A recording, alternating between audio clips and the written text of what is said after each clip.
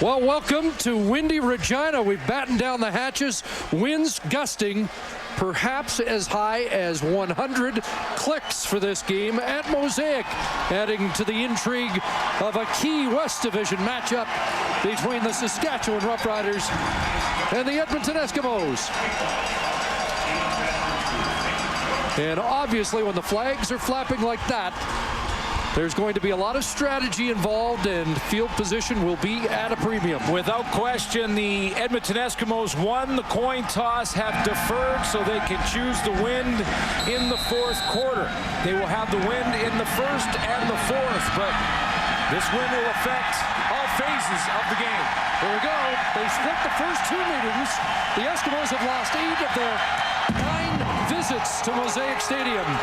And a squib kick to start things, and tough to find the handle.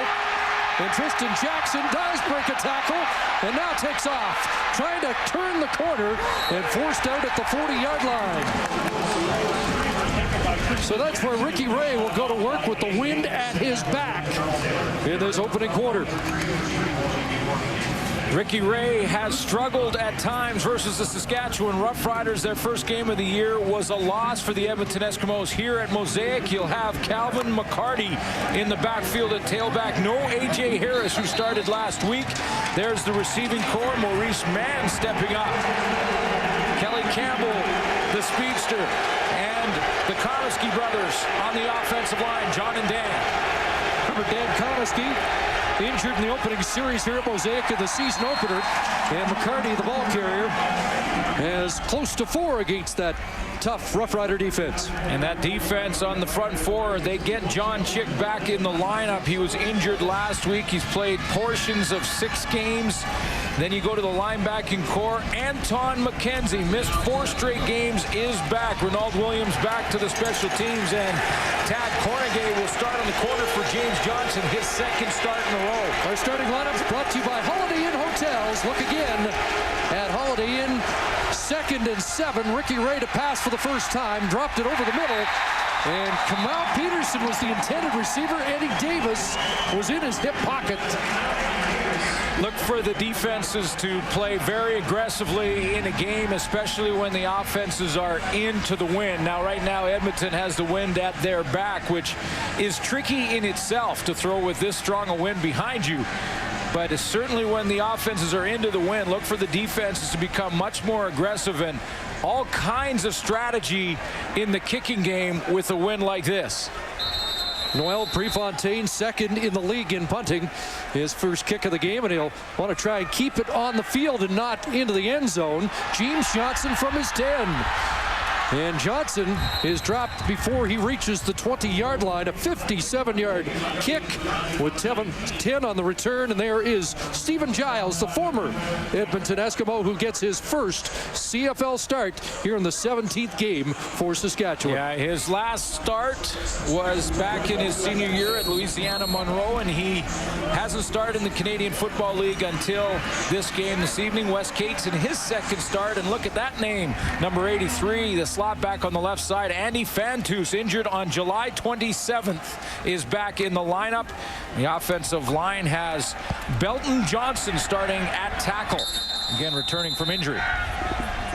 3rd different starter in as many weeks for the Saskatchewan Roughriders, and this is a tough way to get going as a starter into the teeth of that strong wind. And the Eskimos will blitz right away, and Giles in some trouble, starting to scramble, and is taken out behind the line of scrimmage. Drop for a loss. Some changes on the defensive line. It's been a real rotation on that defensive line for the Edmonton Eskimos this year. And they get Jim Davis back in the starting lineup, as well as Dario Romero on the inside. Of course, Fred Perry, part of the trade for Stephen Giles. There's the linebacking core. Augie Baranachea in the middle. And the secondary, Jordan Younger on the corner, along with Jonte Buell. Loss of 2, 2nd and 12. And Giles guns that. A good throw. And a better catch. And Andy Fantus is back in the Rough Rider lineup after missing for 11 games the broken leg on July 27th, but Fantus is back for his 25th catch of the year. Yeah, that was a game against the Toronto Argonauts. Fantus, you can see, is going to be the lead receiver coming out of that pack. Runs the curl route there and a good hard throw. He's got to keep it down into the wind from Stephen Giles. So you can throw into the wind. Giles proves that. It's a first down and play action fake to Cates, and that pass is intercepted. Another interception for the Roughriders. There have been plenty of those lately. Jonte Buell on the corner comes up with his 4th of the year.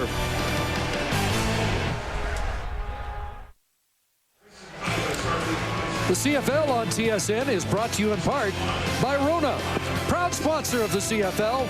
Rona, the Canadian how-to people. Well, Fred Perry, the former Rough Rider, involved in that play, the 4th interception of the year for the corner, Jonte Buell. He gets the assist because he forced Stephen Giles to throw it over his hands into the hands of Jonte Buell. The Eskimos take over at the Saskatchewan 47-yard line. Ray rolling, got his ball loose, and up with it is Kitwana Jones. Kitwana Jones with his 2nd touchdown of the year.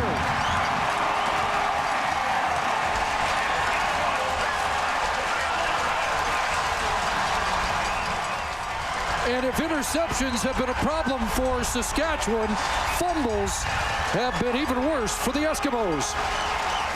That is the 25th fumble for the Edmonton Eskimos. Ricky Ray with play action is trying to find an open receiver and can't. When he has to pull that down, he is hit by Maurice Lloyd. Maurice Lloyd knocks it out of there. Kitwana Jones scoops it and gets one little block from Anton McKenzie before he finds the end zone. Touchdown against Calgary here at Mosaic for Jones in his 2nd of the year on another fumble recovery and an early Rough Rider lead.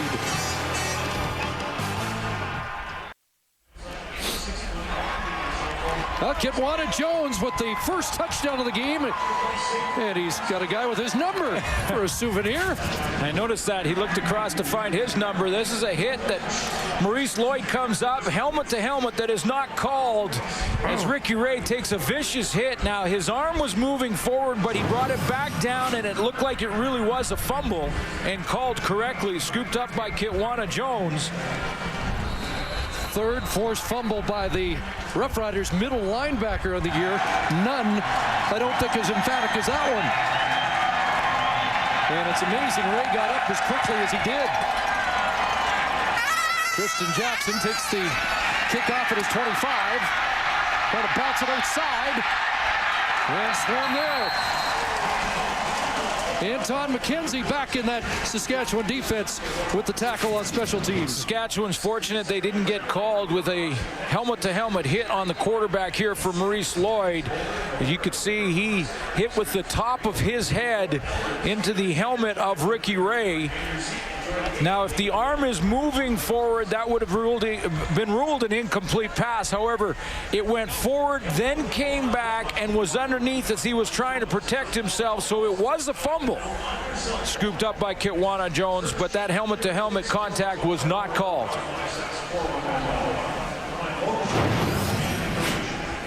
Injured on the kickoff, Stu Ford of the Rough Riders getting attention.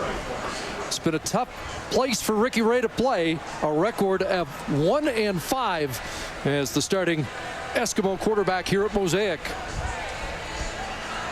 Well, the Edmonton Eskimos have lost 8 of their last 9 here. It's a tough place to play for any team, but in particular, as you mentioned, Chris, the Edmonton Eskimos. Ricky Ray this year has not thrown for over 300 yards against Saskatchewan. 195, which is a season low, and 249 yards in his other start.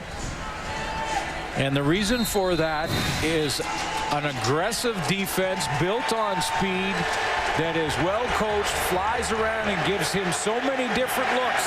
It's very difficult to read. So Stu Ford to the bench. On his own, Ray back to work, drop play, Calvin McCarty shed one tackle and another, and he heads north into Saskatchewan territory. Good power run by the second-year man out of the Vancouver area, Calvin McCarty. Well, and if the Edmonton Eskimos can establish this running game, they've got a chance against the Saskatchewan Roughriders, because in their second meeting, they had their season best rushing the football offensively, 225 yards in that second game. A.J. Harris was the feature back, but they had success. McCarty, first CFL start 2 weeks ago, 16 carries, 70 yards, 20 on that one. Kelly Campbell, the crosser, and he cuts back on Eddie Davis and is brought down at the 30-yard line. So back-to-back 20-plus plays for the Eskimos, 22 for Kelly Campbell. Opened up because of the running game on first down, and now the linebackers are taking a look at that running back and not worried as much about crossing routes. Eddie Davis is in a chase position, very difficult for him when you have the speed of Kelly Campbell. Important for the quarterbacks there. You saw Ricky Ray. You got to keep a tight spiral in this kind of wind. First down Eskimos. Rough Rider 30-yard line. Fake to McCarty. A punt. Looking deep. Well-covered Maurice Mann. So Ray has to pull it down. And he'll get out around the 26 and has 4. But Maurice Mann looked like the intended target down around the goal line, but he was well covered. Yeah, Tad Cornegay was down there with him in the second start on the corner. Cornegay was stride for stride with Maurice Mann. If you project Maurice Mann, if he were to play 18 games this year, he's only played 5, but if he played 18, he would have had a 1,000-yard season. Well, the Eskimos have a revamped, explosive receiving corps without Fred Stamps in the lineup today. 2nd and 6, Ray looking for Kamal Peterson, who drops it at the 5. And have not seen that happen very often this year. Yeah, you haven't seen this at all from Kamal Peterson, having his best season, 1,154 yards, 4 touchdowns, has made the key catch in big games, has made very difficult catches this season when he's being hit, and he just lost his focus and concentration. The wind, even when it's at your back, I want to show you a big block from Calvin McCarty on the backside here, but that wind, even if it's at your back, you have to concentrate as a receiver because it'll push the ball around. So Prefontaine on for a 34-yard field goal attempt into a tricky wind, or with the tricky wind at his back, and he puts the Eskimos on the scoreboard, 7-3 Saskatchewan.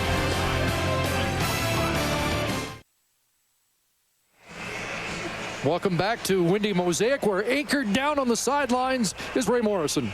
The wind anywhere from 63 to 78 kilometers an hour in southern Saskatchewan. That's what Environment Canada is saying. The intricacies in the kicking game are interesting. Jamie Borum spent about 10 minutes just dropping the football from his hip down to his foot just to see which way the ball would twist. And for the punters, you'll see them cheat today. About 13 yards on the snap instead of 15. The snap back, the long snap can be very tricky in this breeze. Yes, so much will be riding on those special teams plays today. The Eskimos think they've got an edge in the punting department, but we might see onside kicks. We might see any variety of different kicking plays. You'll see in the punting game that there'll be onside players behind the punter. Noel Prefontaine in warm-up kicked a 70-yard field goal with the wind at his back. One for Wes Cates, so a passing situation for Stephen Giles. More heat, stands in, and this one over the head of the intended target. Jonte Buell, who has an interception, was closest man to it. Well, you know, it was the interceptions that got Darian Durant pulled and lost his starting job. And not only did he lose it, he didn't go down to 2. He went down to 3. Michael Bishop lost his job because of interceptions to Darian Durant a week ago. And Stephen Giles has now thrown one, and another bad throw over the head. Now, again, he's into that 60, 70-kilometer wind that Ray talked about, and that's got to be factored in. But the one thing that Ken Miller does not put up with is interceptions. Jamie Borum, a 42.1-yard average. Jocelyn Fournette playing in his 100th CFL game as the long snapper. Yes, he's got the wind. As his punter will kick into the wind, or Willie, got a running pooch kick, and a pretty good one by Borum. He's onside. And Tristan Jackson picked it up, and whoever it was that Mo Lloyd onside. Let Jackson run by him. Marker down, 32-yard punt by Borum. Hey, Carol McNeil of Edmonton, you could win a 2009 Nissan Titan if a kickoff was returned for a touchdown in tonight's game thanks to Safeway's Touchdown to Win promotion. And if a second kickoff was returned, you could win $1 million. Let's go back to Regina. Thank you, David. Well, there was Jamie Borum with his first punt of the game, a little running pooch kick, and that's as productive as you're going to get into that breeze. The no yards penalty against Maurice Lloyd declined as they got 7 on the return, another fumble. This one, McCarty scoops back up. Well, we'll see some different plays in the teams without question, and this time Jamie Borum just takes this one on the run, takes a little peek to see if he could actually fake it, but Jason Goss was there to guarantee that he kicks the football. And you're right, Chris, I mean, in this kind of wind, keep it low and drive it. He is onside, so could recover it if it was still loose. Keeping it low and under that wind is important. Alex Smith, the special teams coach, will be head-to-head against Noel Thorpe on the other sideline. One for McCarty, 2nd and 9. Scott Gordon shows blitz, and he does blitz. Ray stands in and throws a completion. Peterson's got it, first down. And Kamau Peterson eased out by Ronald Williams at the Saskatchewan 43-yard line, a pickup of 17. Calvin McCarty right now is doing a real nice job of blitz pickup, because without him there, Ricky Ray takes another hit like Maurice Lloyd gave him. This time it's the safety. He steps up there and takes Gordon in the middle right here. Once he's got that block, that gives Ricky Ray a chance to look at his secondary receiver, which is Kamau Peterson, right back to him to give him some confidence. By the way, the Ricky Ray fumble means that the Eskimos have lost fumbles in 9 consecutive games. 1st and 10 at the Roughrider 43. McCarty to the 39. And Marcus Adams in on the tackle. Anton McKenzie in the neighborhood as he returns for the first time in 5 weeks. Yeah, good news for Saskatchewan. Not only do they get Anton McKenzie, their starting linebacker, back, a guy who works hand in hand with Maurice Lloyd. They're good friends. They hang out together. They know each other and how they move real well. But they also get the depth now. The Ronald Williams has had 4 straight starts, and now they've got that depth. He's got some more experience in case they need it. McKenzie 10th in tackles despite missing 4 weeks. He was the leader when he went out a month ago. 2nd down and 6. Pressure again, and they got Ricky Ray back at midfield. Luke Mullender with the sack. Starts by Maurice Lloyd, though. He comes up, and he's going to cause problems initially for Ricky Ray as he runs right by Patrick Kabongo. It's Maurice Lloyd here who starts the problems for Ray, because he's going to go by Kabongo, who slides down to the next one, Anton McKenzie. Ray has to duck Maurice Lloyd, and when he does, he's right into the hands there of Luke Mullender. Loss of 12 as Mullender chalks up his 2nd sack of the year. Now, if this was the last play of the half, it would be in Prefontaine field goal range. Without question. But they do punt the ball here, and Johnson lets it bounce by into the end zone through for a single point. And so the Roughriders lead now is 7-4. It's going to be tricky for punters in this game to get that ball out of bounds inside the 10. The wind is just going to take it and carry it. Lots of pressure early on. The Saskatchewan Roughriders need to turn up the notch, turn up their intensity a notch when it comes to the pressure. Just 1 sack in their last 4 games. And interestingly enough, those 4 games, Anton McKenzie did not dress in the lineup. Now, McKenzie himself doesn't have a lot of sacks, but he brings that veteran leadership in there and makes everybody else better. See if Stephen Giles can kickstart this Rough Rider offense. Still looking for traction. Wes Keats, certainly a good option. Up ahead across the 40. Yeah, that's how you kickstart your offense if you're in Saskatchewan. You just get number 20 the football, and your offense will get going. I mean, last week came in 97 yards rushing in his first game back from injury. A couple of games against the Edmonton Eskimos, over 163 yards rushing in those 2 games before being injured. Excuse me, but with Joffrey Reynolds' big night you saw last night, Keats has his work cut out for him to catch Reynolds in the rushing derby, but he does have a first down straight ahead. Wes Keats, who needs 143 on the day to match Joffrey Reynolds. Now, the Edmonton Eskimos have given up some rush yardage, so Wes Keats coming into this game there, you mentioned that's how far he is behind Joffrey Reynolds after his game last night. 128 yards rushing for him, as you mentioned, and he's right in the thick of that race. The Edmonton Eskimos a little susceptible to the run as well. They rank 6th in the league stopping the run. Yes, they've given up 10 100-yard plus rushing days, including 141 last week. Giles to throw. And that one delivered low to Neil Hughes, the intended target. You know, even the short throws into the wind for these quarterbacks are going to have to be accurate and tight on the spiral. Most of the time, it doesn't really matter. You know, they say it doesn't really matter how pretty it is as long as it gets there.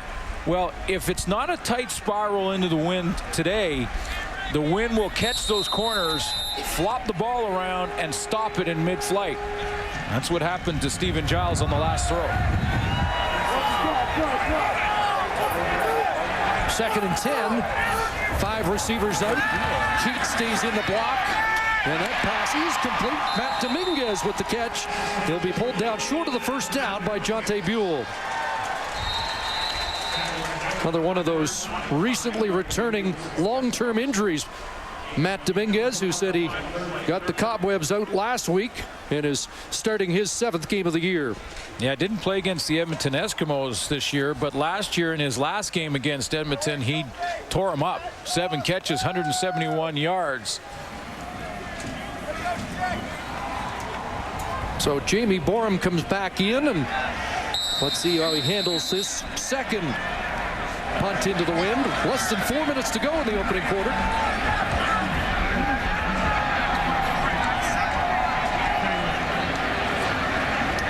And the Rough Riders using as much time off the clock as possible.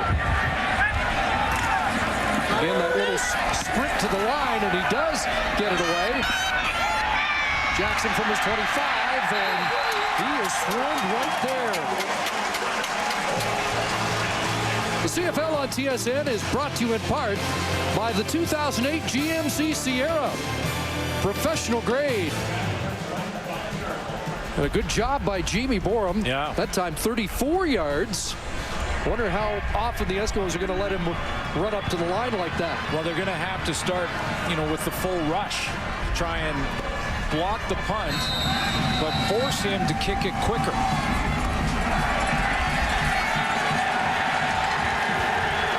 11 times Ricky Ray has thrown for 300 yards or more this year. But 0 for 2 against Saskatchewan. He starts from his 25. And over the middle, Kelly Campbell open at the 45-yard line. And that's close to 20 for Campbell and a first down. Ricky Ray just dropped that over the first level. Anton McKenzie, Maurice Lloyd in the middle of your screen are the 2 linebackers. McKenzie drops. He hesitates for a second on that underneath crosser, and you see 42 now a little bit shallow for the second one in behind him, which was Kelly Campbell. Campbell with the longest completion average among CFL receivers at 23.3 per catch. First down. And Ray throwing the long out. Incomplete, intended for Greg Prater. Saskatchewan Roughriders have to like what they're facing right now. If they can get out of this quarter with the lead and then pick up the wind in the second quarter, try and chip away with field goals when you get a chance. The Edmonton Eskimos, with that fumble from Ricky Ray, gave up the 7 points. Also field position. They've not been able to make hay with the win. Looking at 2nd and 10.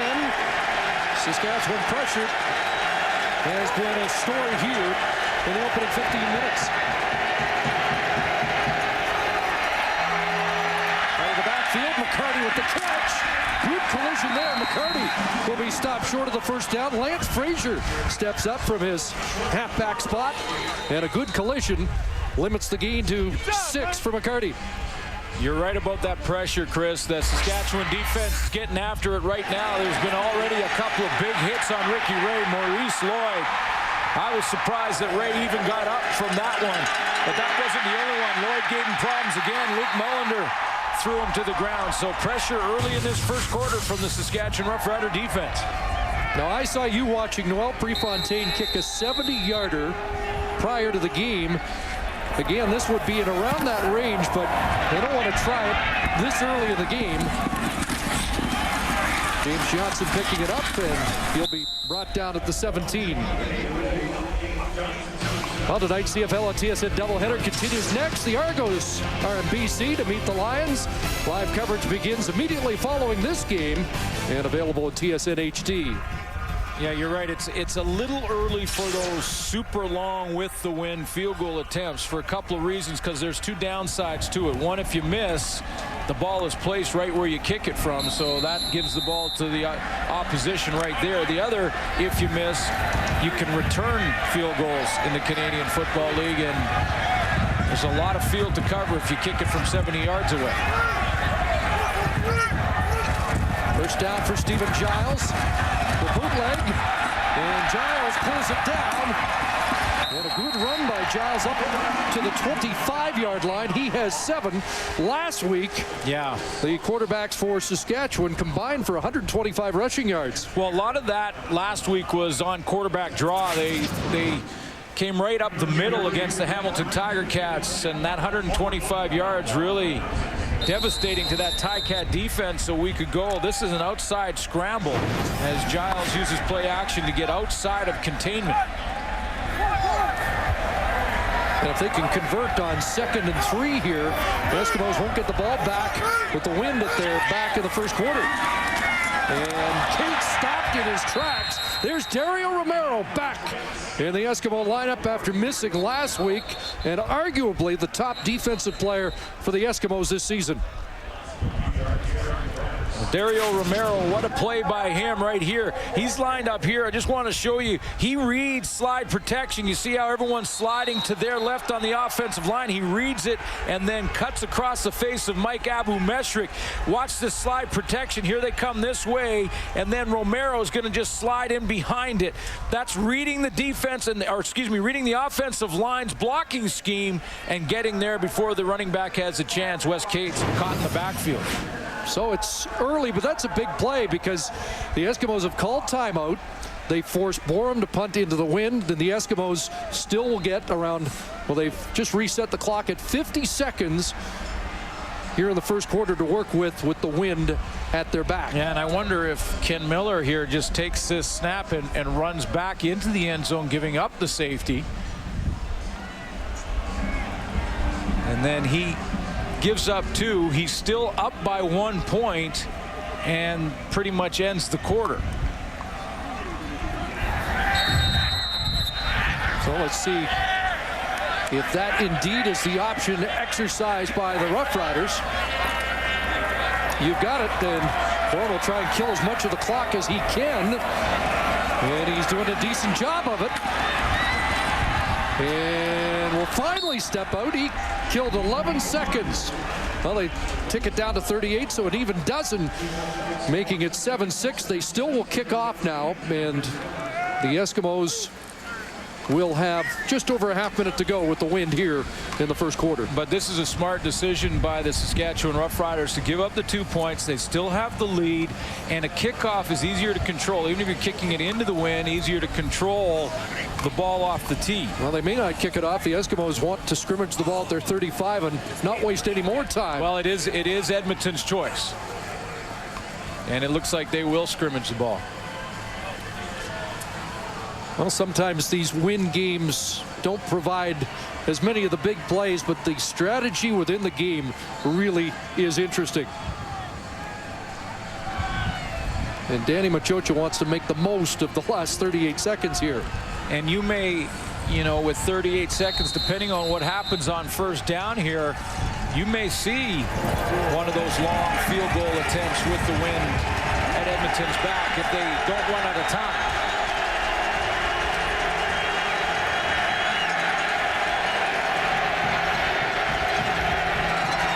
Four-man Roughrider rush, flared out and out of the reach of McCarty, incomplete. 16 seconds left in the first quarter. More pressing for the Edmonton Eskimos offensively is they had success. The only drive in that first quarter that they really had success on is when they've got Calvin McCarty running with the football up the middle. And they've tried to pass on first down. They've been in second and long because it's been incomplete for the most part.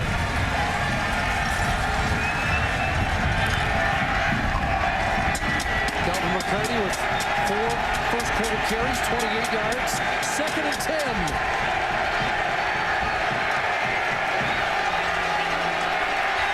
Ricky Ray in trouble again, and he will get out of trouble. Still going, and down at the 40-yard line. He'll be short of the first down. Late flag. Let's see what this flag is. It could be interesting because even if it's against Edmonton and they get one more play, they might be able to kick with the wind at their back. I believe Maurice Lloyd is going to get called a personal foul on the middle linebacker.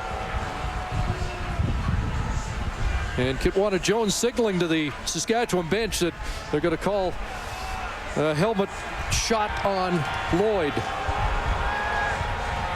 One that you thought might have been called on the touchdown. No, I don't think there's any question. That was just a missed call. I mean, the fumble and the hit for Maurice Lloyd on the touchdown, that was straight helmet to helmet that the league is trying to crack down on. During the play, major foul, spearing, Saskatchewan number 47, 15-yard penalty, automatic first down. So it gives the Eskimos 15 yards of real estate and one more play with the wind. Well, let's take a look at it. Look for number 47 coming into your screen. There he is there. Say he led with his helmet. The one where Ray fumbled the football was worse than that.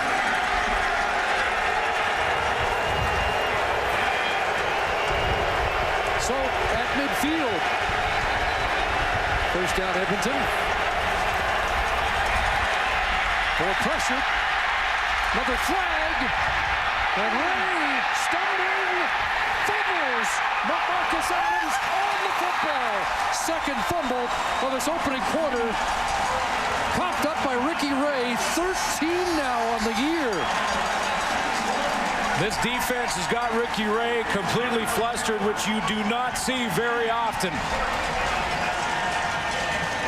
He is the poster boy for calm. He's the poster boy for composure.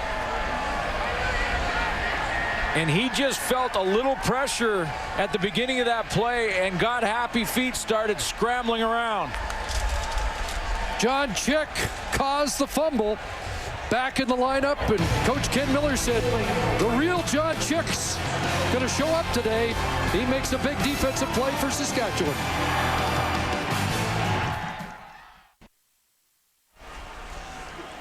First quarter stats are brought to you by Tim Hortons. Always fresh, always. Well, I don't think we're going to see big numbers offensively from either of these teams in this game. The wind a huge factor, and I don't think it's lightening up at all. So under 100 yards net for both teams here. You're going to see strategy, you're going to see defense, some running game. The special teams are going to be interesting. What I'm amazed at, and I guess I shouldn't be because this Saskatchewan defense is so good, Ricky Ray looks rattled, he looks flustered, and the fumble problems again occurring. 2 more fumbles, and when you're going against the wind, you just want to survive the quarter. Saskatchewan wins the quarter, and that's a big plus for them. Yes, the wind may be a factor. Well, we're gonna go out on a limb on that one. Just another day on the prairie, isn't it? That's just a prairie breeze. Kidding me? There's Stephen Giles dishing it to Weston Dressler. And Dressler gets outside the net, tripped up. Just tripped up.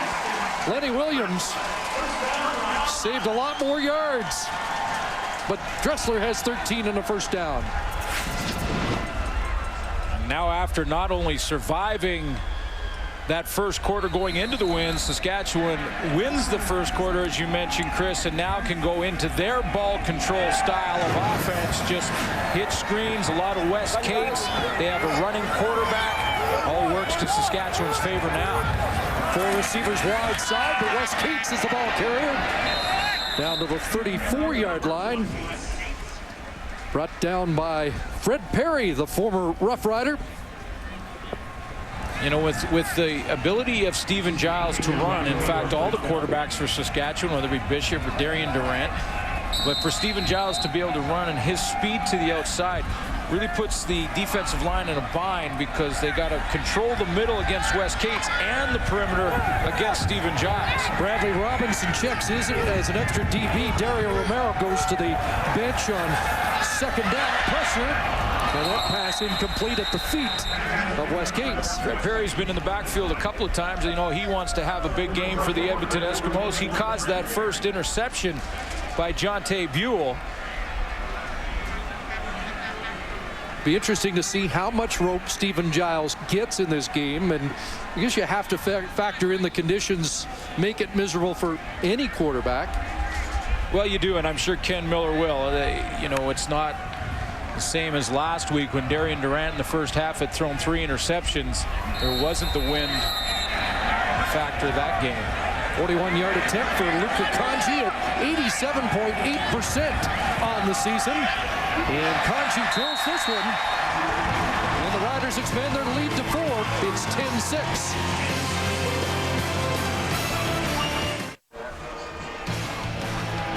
CFL on TSN is brought to you in part by Ramada Worldwide. You do your thing, leave the rest to us.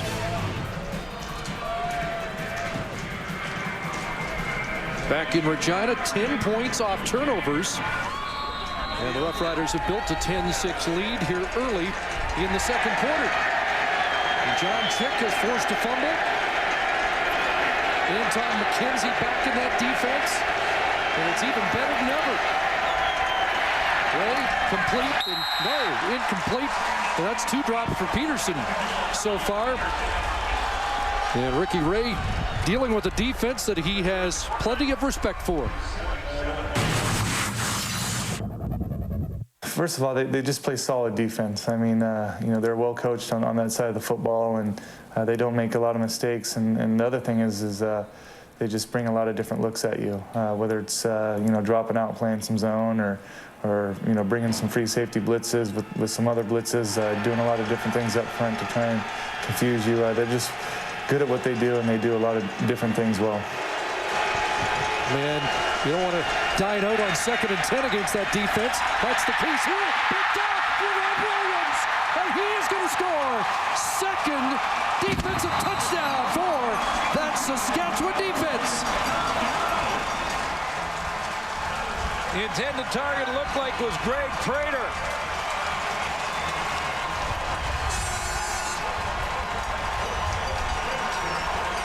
A fumble recovery for a touchdown. Now an interception return for a touchdown. Things starting to snowball quickly on Edmonton, who Kamal Peterson dropped, puts them in 2nd and long. They have to force the ball. Lance Frazier's in perfect position. He tips that one up in the air. And Ronald Williams, I mentioned that depth. 4 starts with Anton McKenzie out of the lineup. Makes him a better football player, and he's in the end zone. He was the defensive player of the week last week. Then he's a backup, but here is an extra man in the backfield. He comes up with a touchdown.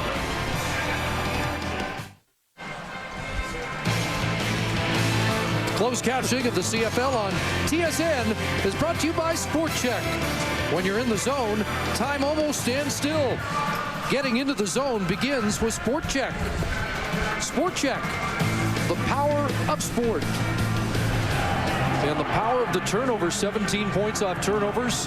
Roughriders defense has 2 major scores and 3 for the season. Well, everyone talking here in Saskatchewan about the quarterback controversy and who should be the starter, and maybe the Saskatchewan Roughriders don't have to worry about it. They might not need their offense to score any points. Just play defense. Absolutely. 14 points from the defense already in this game. We're not even finished the first half. Jamie Borum having trouble keeping this on the tee. You're right about depth when you get a guy like Ronald Williams who played so well in Anton McKenzie's absence, and still they can utilize him in special defensive packages. Comes up with a huge play to open up an 11-point lead. Borum wants to keep this one on the field of play, in the line drive taken by Bradley Robinson. Returning to the Eskimo lineup and up to the 35. Ricky Ray talked about the different looks that the Saskatchewan Roughriders will give him. Look at this. There's Ronald Williams right there. Now, he would think from lining up there that he's going to blitz, but no, he doesn't blitz. What he does is he drops.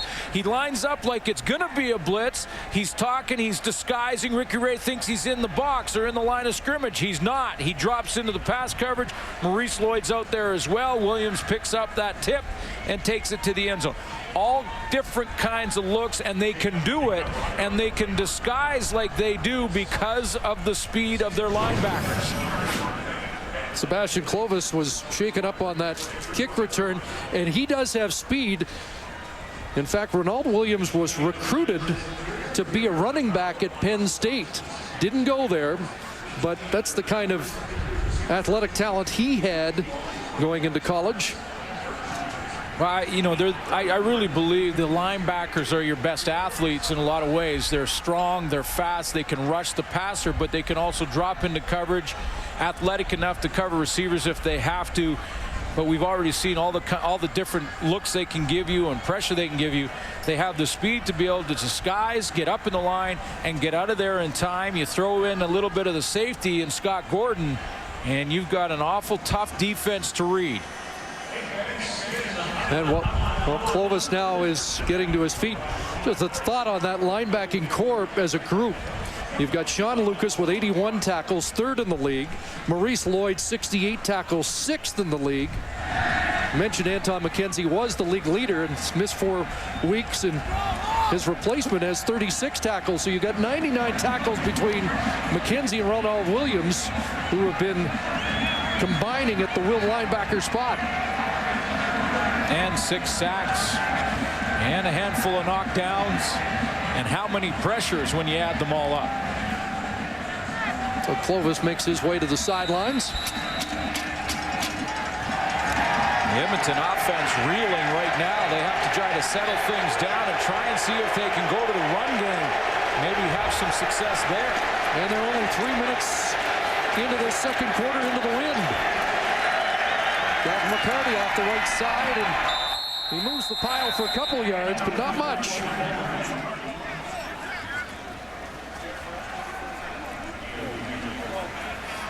A.J. Harris not here.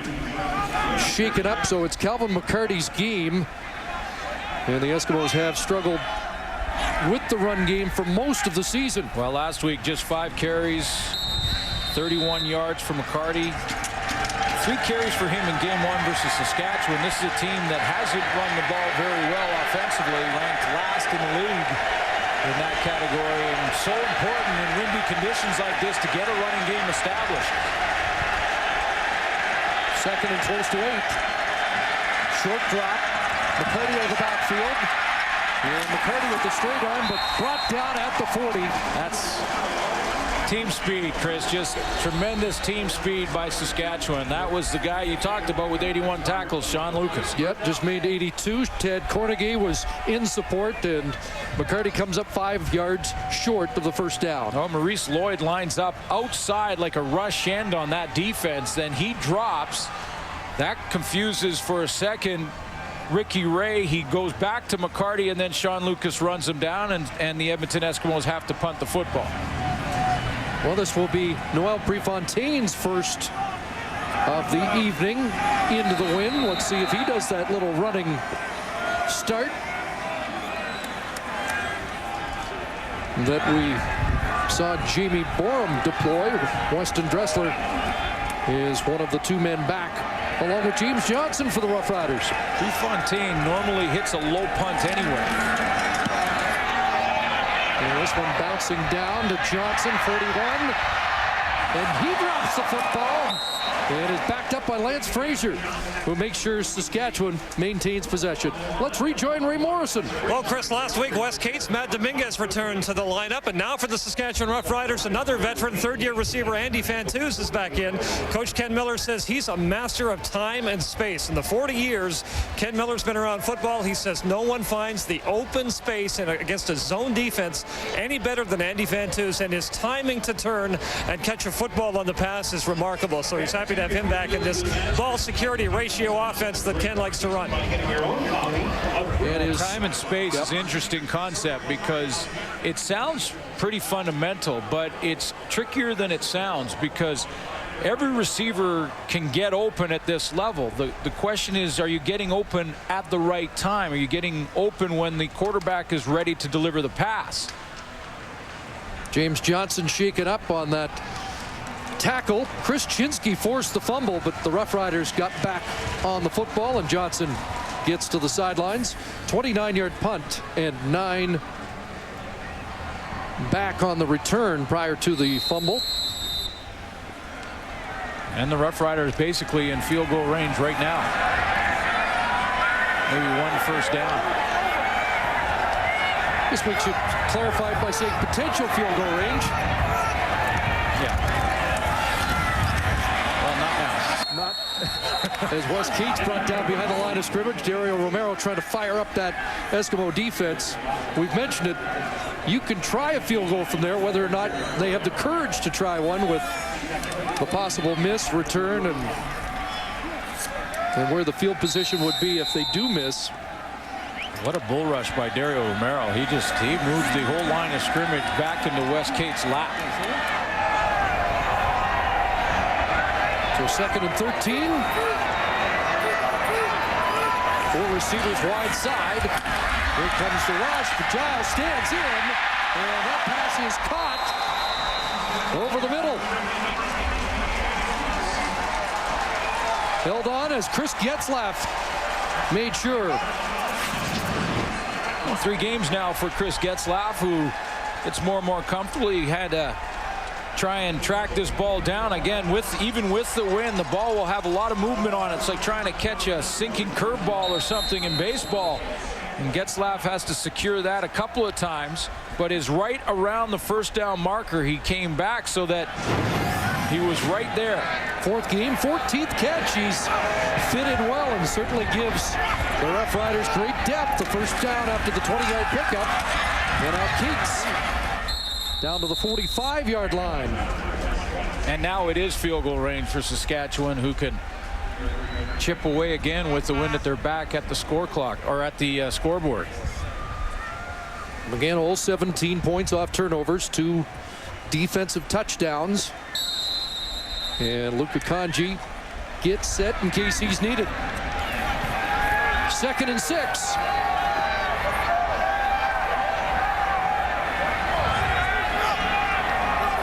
Dressler and Dominguez to the short side. 3 receivers wide side. Quarterback draw.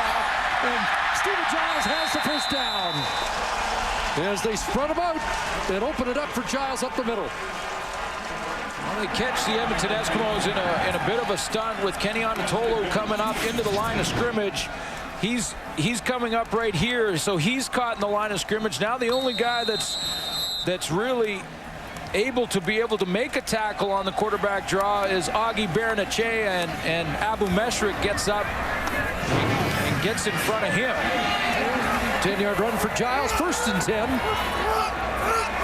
At the 36. Quick hitter inside. Dressler shakes the first tackle and another. Weston Dressler down inside the 10. Well, the Roughriders Rookie of the Year candidate makes another big play. If you're an amateur football player and you're not 6'3", 210 pounds, the prototypical size for a receiver that all coaches love. Don't worry about it. Just keep working at your game. Keep perfecting what you do, and you could still get your opportunity to play in pro football, and that's exactly what Weston Dressler has done throughout his career at 5'7" and 175 soaking wet. What a play that was. 29 on that play, 42 for the game. Weston Dressler within 8 of 1,000 yards. And Les Cates, good collision there as he headed straight ahead. And again, Dario Romero seems to be involved in every running play. 1,949 all-purpose yards for Weston Dressler.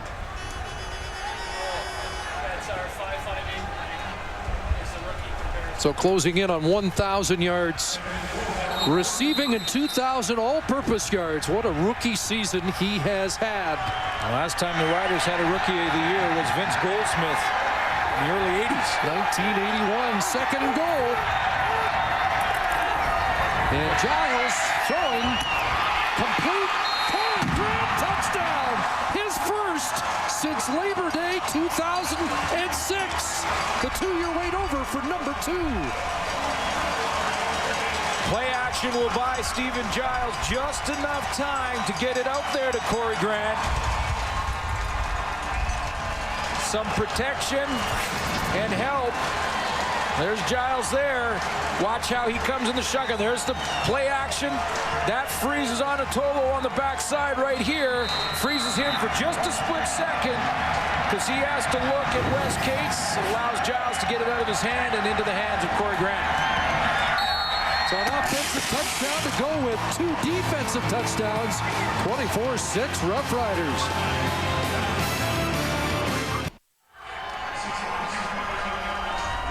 Well, they're out there, the worst drivers in the country. They're reckless, careless, dangerous. Canada's worst driver 4. The new season premieres Monday on Discovery Channel. It's too bad they don't have any fun here at Mosaic Stadium. Yeah. They have sold out the entire season.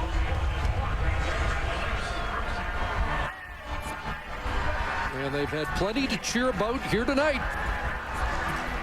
Corey Grant celebrating the Stony Creek product as his first touchdown of the year. We've still got plenty of time for the Roughriders to enhance their lead with the win.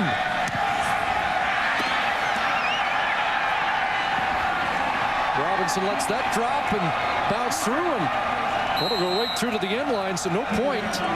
And an alert play by Robinson to let that one go the distance. Let's go back to the Corey Grant touchdown. I'm going to show you how Lenny Williams gets caught trying to look and help out his teammates. There's Williams back. There's the one-on-one coverage, but watch Lenny Williams, the defensive back. He's going to check inside at Getzlaff to see if Shannon Garrett needs help. Hesitates there, and when he does, he's got a bad angle coming back up to make the tackle on Corey Grant, who just sidesteps him and gets himself in the end zone. 7 plays, 62 yards in 3:39. It has been a long time. And it's been so long, he's telling every one of his teammates exactly how it went down. So there I was, out in the flat. Now Ricky Ray's got to find some way to move it into the teeth of the wind and this defense. Andrew Nowacki will try, and Sean Lucas there again. And plenty of help defensively as well. Well, I think, the goal for Ricky Ray right now is just to try and establish a couple of first downs and maybe change the field position if he can, because right now they can't get out of this hole, the Edmonton Eskimos, and every time Saskatchewan touches the ball because of this win, they got potential points, whether they get a first down or not. So even if they go in with the score not changing at halftime, the Edmonton Eskimos just have to get out of this hole so they don't give up anymore. 2nd and 8 without Williams in. And that pass is caught by Brandon Davis. Pushes him out short of the first down stick. Well, this will be interesting how short it is and whether or not Danny Machocha here will try and eat up the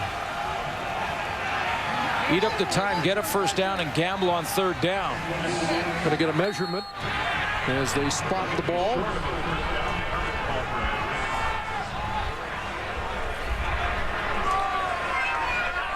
The reason I say that Ricky Ray looks a little rattled is at times it almost seems that he doesn't have the pressure just yet, but he's already moving his feet and staring at the rush more than he's looking down the field. There's how short they are, inside of a yard. And when the quarterback starts looking at the rush, it's over. Well, he has taken some vicious shots in this first half. Got a two-pronged question for you. The way the game's gone, if there was no win, would you go for it? And because of the win, do you have to go for it here? I think because of the wind and the score and your field position, you have to go for it. You have to play aggressively. Ray has been hurried in this game once, hit 5 times, sacked twice. That's why he's a little antsy back there. And fumbled twice.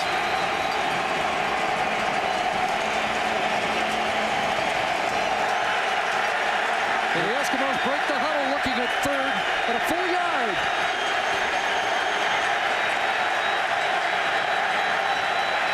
Plenty of beef and no surge. Ball loose.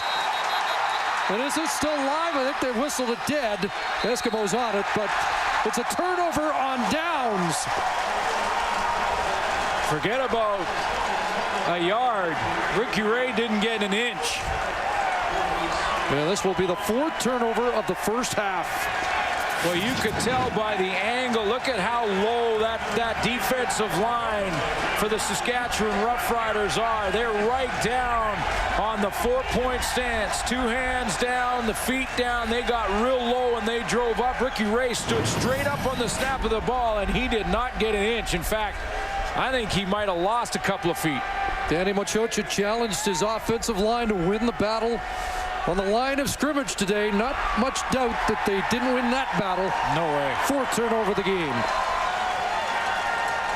No, you could tell that there was no way that Ricky Ray got first down yardage there. He stood straight up.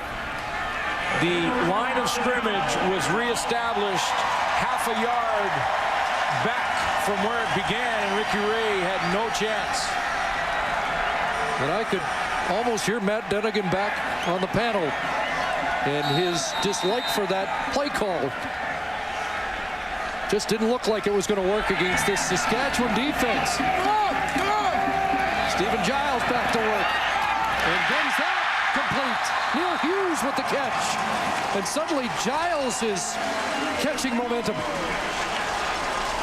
Neil Hughes goes to the right side of the formation, and then Neil Hughes will come from there and layer through with Stephen Giles taking the fake and then rolling out on the run, hitting him coming across the field. He doesn't have to look at Neil Hughes because he realizes by the time he gets his shoulders and body around, Hughes will be there, and Hughes has to lay out for that catch.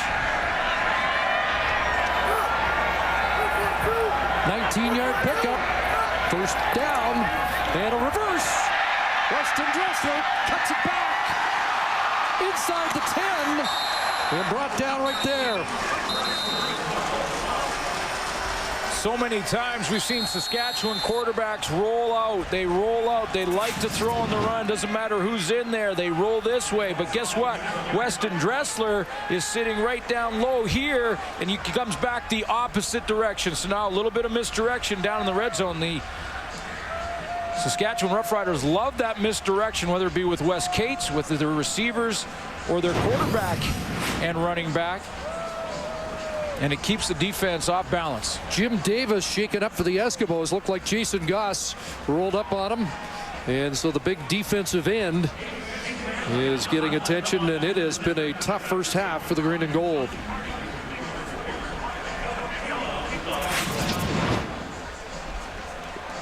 See if we can see that injury. There's Jason Goss right there. He's trying to make the tackle, and you can see he rolls as he rolled on the right knee there of Jim Davis. So we'll step out. 3 minutes, 14 seconds remaining here in the first half at Mosaic. Well, the CFL on TSN continues tomorrow as the Blue Bombers roll into Montreal to take on the first place Alouettes. Live coverage begins at 1 Eastern, 10 a.m. Pacific, available at TSN HD. And Matt Dunnigan's upset in his hotel room in Montreal, not on the panel because he'll be working tomorrow's game at Percival Molson with Gord Miller. Saw him in the airport today on his way. He's looking forward to that opportunity. Jim Davis continues to get attention on the field. And it's a shell-shocked Eskimo group here. First half that's not gone well, especially for their quarterback. Yeah, and I guess you can't blame Ricky Ray when you get hit like that, which was the first score on defense by the Saskatchewan Roughriders. You're going to get rattled. And it didn't stop there. And then after those two hits, he throws an interception to Ronald Williams, who gets it on the tip. And it's been downhill for Edmonton since. They haven't been able to climb out of the hole. They've been turning the football over. Fumbles again an issue. But 7 hurries tonight, a couple of big hits, a couple of sacks. Jim Davis just making his way to the sideline. And 1 turnover on downs.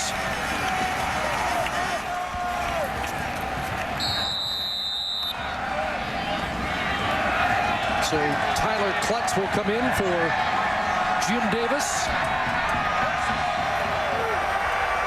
2nd and 3, Saskatchewan. Wes Cates, first down, touchdown.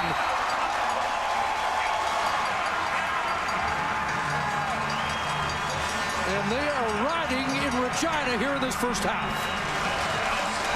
All that misdirection, the play to Weston Dressler, the play before with him coming around on the reverse. It all keeps the defense off balance because, again, you'll see Dressler come over here, and what do? They just shoot regular lead run with Zarka leading it up, and Wes Cates. There goes Dressler around the outside. The defense is completely guessing and reacting, and Wes Cates walks into the end zone. 11th rushing touchdown for Cates on the year. 13 overall as the Roughriders lead at 31-6.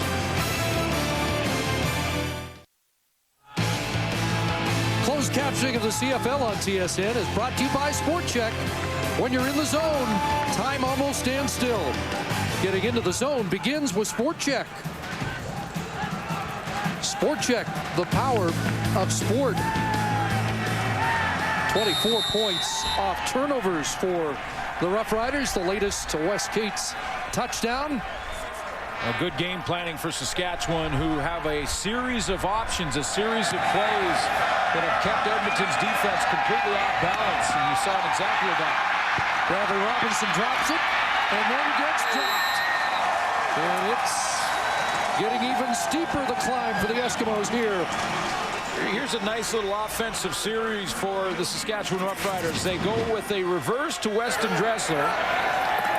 Okay, there's the reverse on the first play. Now the defense is thinking about trying to stay wide in case any other reverse. And what do? They come back to the touchdown. They run Dressler across as a decoy and then run it up the middle to Wes Cates. So just 2 very similar looking plays. The ball goes to Dressler on one, Cates to the other, and the Edmonton Eskimos are still wondering who has the football.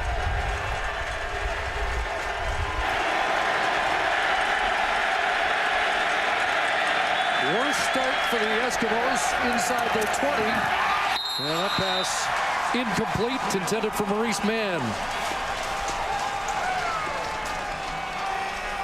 You know, Ricky Ray is a timing touch quarterback. He's a guy who likes to throw from the pocket.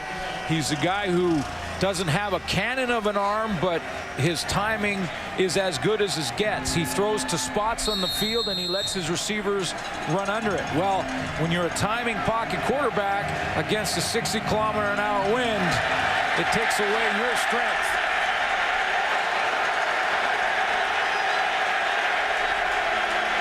These fans are revved up, loving what they're seeing. 2nd and 10.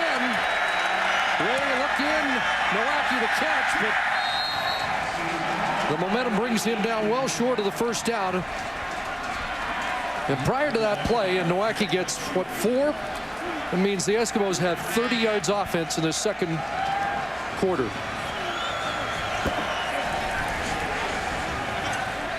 Ugly.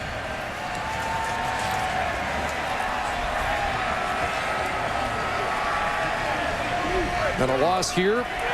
Danny Machocha's team will be confirmed as the crossover team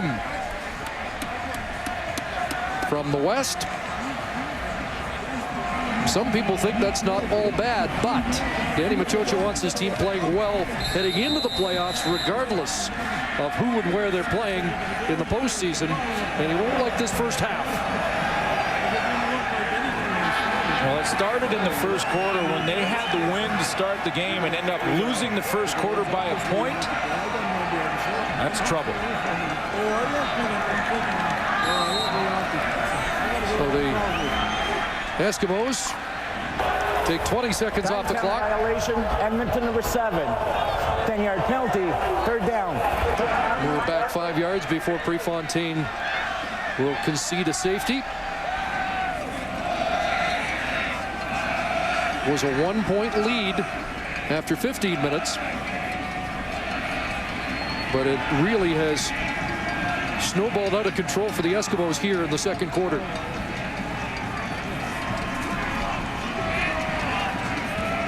Well, Danny Machocha here just thinking if he's giving up 2 to try and get field position because he's giving up 3 if they punt it.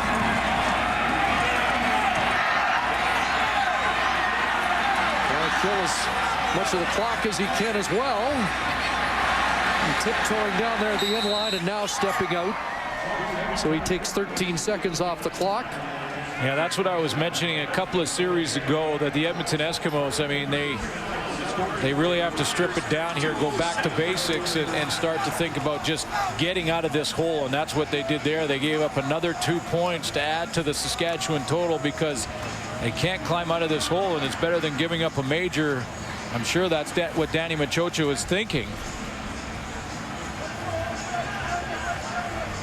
We are told the wind is diminished slightly from the start of the game. And remember, the Edmonton Eskimos won the toss. They elected to defer to the second half and have the choice in the second. And if this wind should die, and it wasn't supposed to according to the forecast, but if it should die right down, there's home field advantage for you, as good as it gets. But the downside, even if it doesn't die, is that you've got to play Saskatchewan with the Roughriders getting the win in the third quarter, and it's already a 27-point deficit, so it's an enormous hole. Well, with the way the Saskatchewan defense is playing, you just,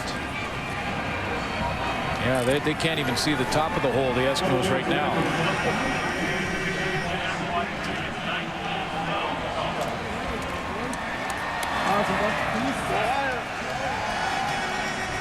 James Johnson, who was shaken up earlier, back in. Interesting formation on kickoff. Sorry, Chris. Yeah, is it ever? See if they try something. Wondered if they were going to try and pooch it and try and recover, but they do kick downfield, and James Patrick breaks through one tackle and is across the 40-yard line. Well, we've seen Andy Fantouz back in the Saskatchewan Roughrider lineup after missing 11 weeks. I feel good. Practice went well. I've been moving around a lot and going full speed, and it's feeling pretty good. It's not 100%, but it's good enough to play, and I'm excited to see what it's like at game speed. A terrible broken leg in a game in late July against Toronto. He's still 4th in receiving yards for the Roughriders on the season. Wes Cates, big hole. It doesn't matter if you're going with or against the wind when the holes are that big. Yeah, and he got a little block there from Andy Fantouz. And, you know, I was looking at it, and Andy Fantouz got off to such a great start to the season. It was really unfortunate they got hurt. It was another one of those leg injuries. You see the block he made on Fred Perry there. And, you know, I looked at his numbers, and I thought, had he not been hurt and not missed all those games you talked about, he would have had over 100 catches and over 1,400 yards this season after 18 games. It was that kind of start for him before he was injured. 13 for Cates. Giles hit as he threw, and it falls incomplete.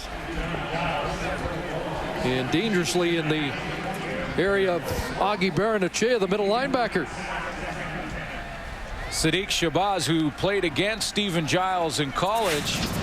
He was at New Mexico State and Giles at Louisiana Monroe, and he knows him quite well. He's down at the bottom of your screen. Number 28 comes off the edge. And Stephen Giles wanted to get it to Andy Fantuz, who was running straight down the field on a go route. 2nd and 10. Giles rolling to the right side, and he is picked off, and Baranachea has this one. And steps across midfield. 2nd interception of the year for the Eskimos middle linebacker. And the 2nd toss by Giles on the night. Well, you know, Ken Miller has been very consistent with this. And what I mean to say is that when his quarterbacks throw interceptions, he makes a change. And if you're the starting quarterback and you get pulled, you go from 1 to 3, and you're at the bottom of the order.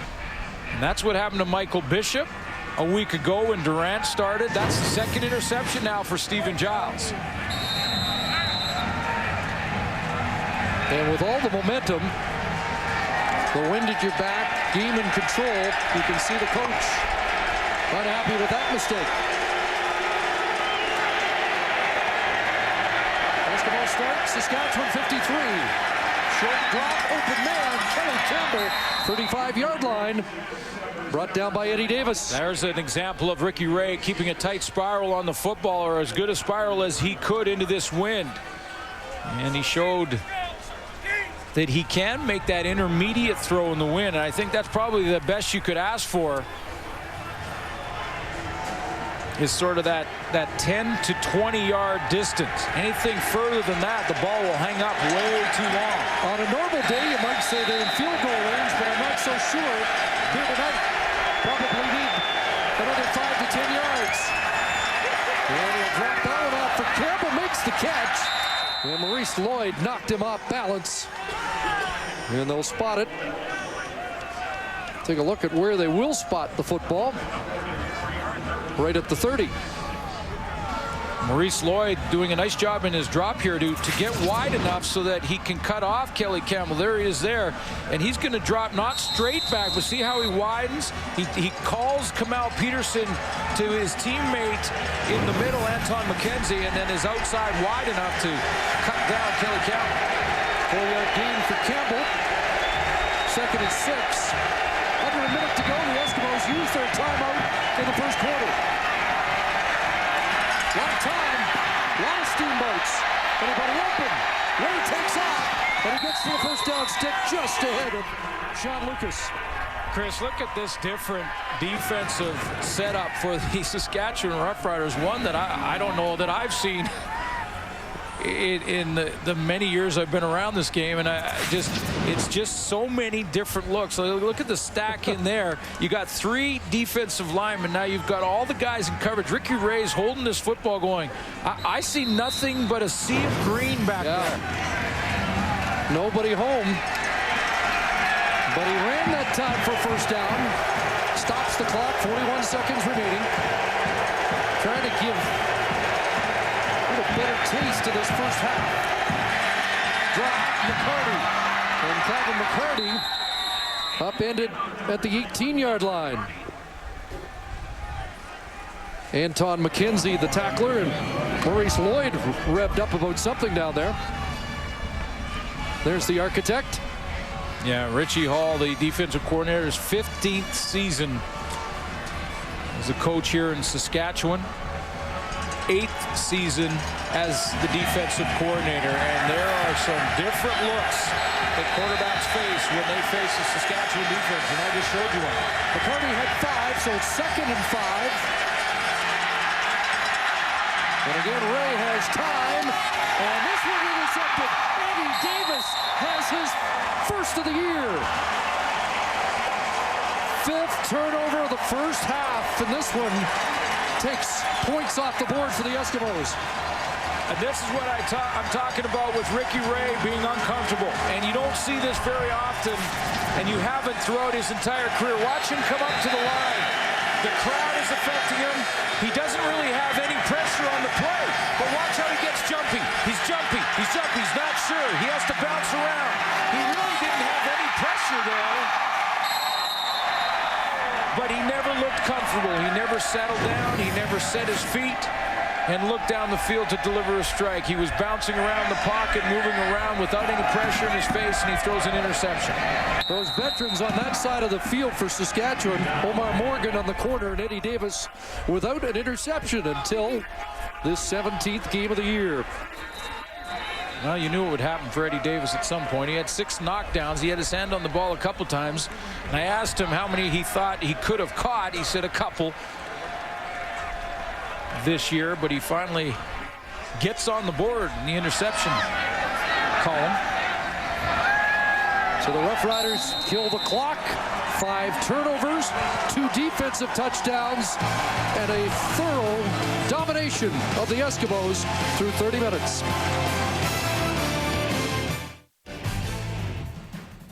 Live at the Half is brought to you by Rona, proud sponsor of the CFL. Rona, the Canadian how-to people. Welcome to CFL at the Half. Dave Randolph, Jock Climbing, and Chris Schultz. No, Matty. It's a little quiet in here today, isn't it? You know, nobody's playing catch. It has been far calmer. Matt Dunnigan on assignment in Montreal. I think he's at Pierre Maguire's tonight over there for dinner. They're probably watching right now, so hello to you both. 33-6. Edmonton laying a huge egg tonight. Like, we can't remember. I mean, they got crushed a few weeks ago in Montreal, but they look awful. Full credit to Saskatchewan. Usually we start with a team with the lead, but we're going to start with Edmonton because of what have you seen? Why do they look so bad, Schultz? Well, full credit for the Saskatchewan Roughriders because right now that secondary and that pass rush, they're in perfect balance. And of the two, the secondary and their coverage, I think that is the key issue. What they are doing remarkably well, especially early, is taking away Ray's initial read, his second read, giving the extra time for the defensive line and the linebackers to get to the quarterback. Here again, no read there, no read there, no more reads. There goes Ricky Ray stumbling all the way down the football field, and they tackle him. And also, the receivers are not supporting their quarterback. You got to catch that football. It's too late in the season not to catch that football. Yep. So the secondary right now in coverage, I think that's the #1 issue as to why they're having success with the Saskatchewan Roughriders. I want to ask you about a hit that Ricky Ray took very early in the game that we all agree, and Glenn Suter agrees, should have been a penalty. This is the first possession for the Eskimos. Maurice Lloyd on a helmet-to-helmet hit that led directly. It was scooped up by Kidwana Jones and run in for a touchdown that should not have counted. Look at his head snap here. That's in slow motion.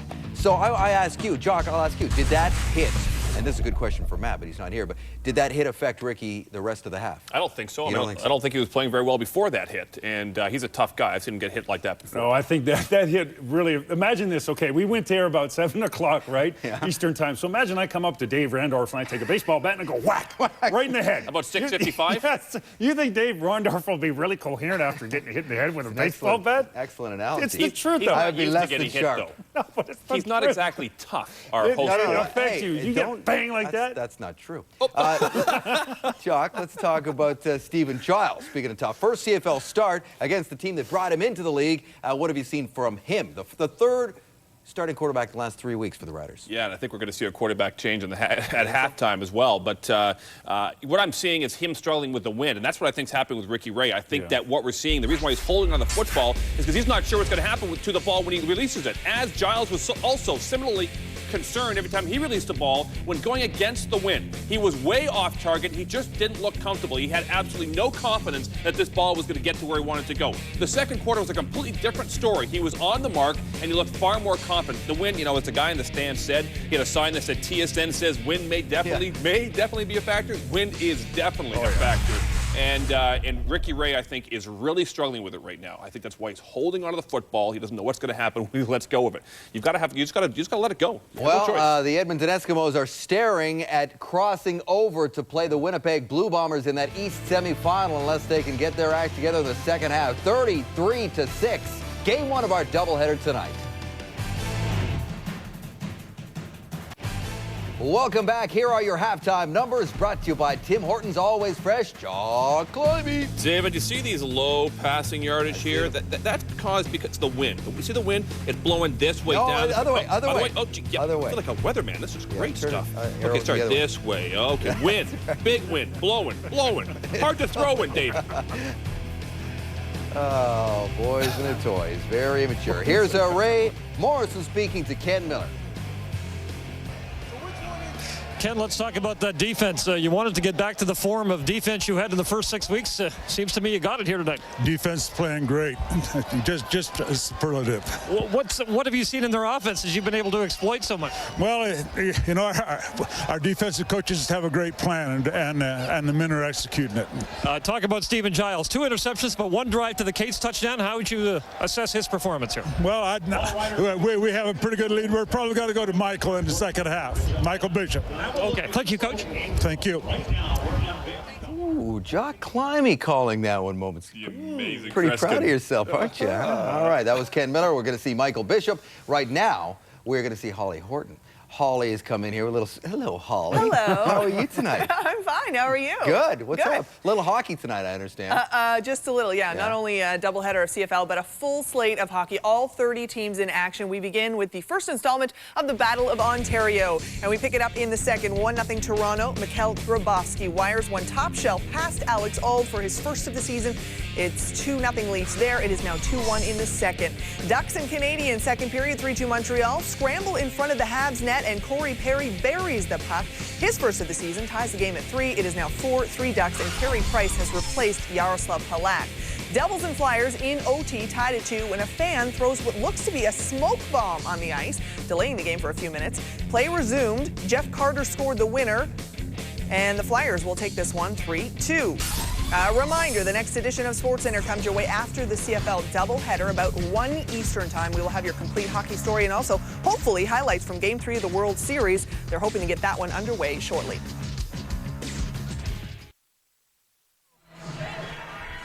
TSN is the exclusive home of the CFL and proud home of the 2008 Grey Cup game. And we're at Mosaic Stadium in Regina, Saskatchewan, with a 33-6 lead as we head to the second half. But first, Ray Morrison and Danny Machocha.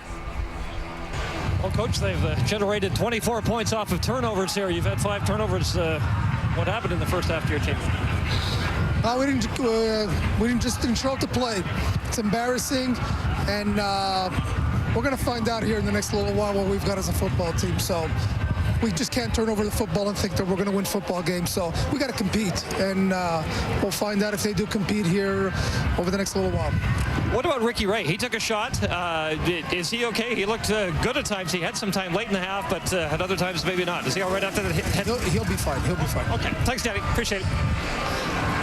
Get the impression that the head coach may have had a few words to say at the half. He's not happy and talking about he wants to see if his team will start to compete. Ricky Ray took a pounding in that first half. And then when he had time, because he was rattled, he was never comfortable. And we were told from the Eskimo bench that it's likely Jason Moss will be the quarterback for the Eskimos to start the second half, but the Roughriders get their hands on the football first. James Patrick fielding that short kick into the wind. And you heard from Ken Miller that it's Michael Bishop to start the second half. And I'm not sure if a quarterback's ever been pulled after a 27-point halftime lead. Well, but the thing about this is that Ken Miller has been completely consistent with what he's done in managing the quarterbacks. And right now, Stephen Giles will go right down to number 3. Darian Durant is next out of the gate, and if Michael Bishop throws 2 quick interceptions, he'll be on the bench with Ken Miller as well. When his quarterbacks throw interceptions, he's pulling them. So what does Michael Bishop do now? Hands off Wes Cates. And a short gain to start things. It's just with Saskatchewan's defense looking championship caliber. When does this carousel end, and who is going to be the guy holding the ball at the end for Saskatchewan? Well, and maybe with this defense and the way they play on defense, it won't matter. But you would think they will settle in. Their time is running out with the playoffs right around the corner, but Ken Miller has been completely consistent. Here's his philosophy. He's got a leash on the quarterback. He's got that rope tied up, and if you throw 1, he tightens it. If you throw 2, he yanks it, and you're on the bench. 2nd and 6. First throw for Bishop, and a couple of pump fakes, and now he unloads. And what a catch Look who's back. Andy Fantews. Sticky hands with a great catch on a rope from Bishop. Andy Fantews, a receiver that Ken Miller, and you heard Ray talk about it in the first half, says he's excellent understanding time and space, understanding when the quarterback needs him open and then getting open then. He wasn't open in the initial part of that route, but he opens up when Michael Bishop needs him the most, and that's a knack by the receiver. It's football smarts. 19 for Fantews, and a first down at the Edmonton 46-yard line. Back to Cates. And he crashes down to the 42. Fantews, by the way, second catch. He has 35 yards on the evening. Well, Stephen Giles, we mentioned with the interceptions, and even with a big lead, he wasn't comfortable throwing into the wind in the first quarter. Jonte Buell got him there. With the wind at his back, he had more success and did get the ball moving a little bit, but then threw one to Augie Baranachea. And that's the one that has him watching as Michael Bishop. There's a downside to the quick hook, though. Bishop airing it out, looking for Dressler. Who's got it? Touchdown! Over 1,000 over the goal line. And another Saskatchewan touchdown, 41 yards. Bishop to Dressler. Andy Fantews may have a great awareness of time and space, but Weston Dressler has that tremendous body control. When the ball is in the air, whether he's being pulled or pushed, down or up, facing the wrong way or facing the right way, he will make the adjustment with the ball in the air, and he can do it in a hurry. Look at that. He catches it off his knees, bounces right back up, and walks in. It's amazing how much he can control his body. 6th touchdown catch of the year for Dressler, as the Roughriders up their totals here at Mosaic.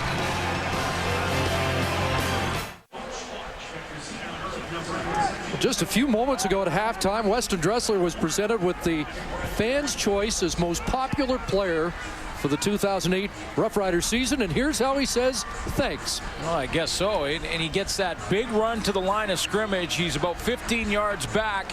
Really shouldn't fool Lenny Williams, but Lenny Williams caught flat-footed and then falls down. Dressler adjusts his body while the ball's in flight, catches it off his knees, and has no one around him.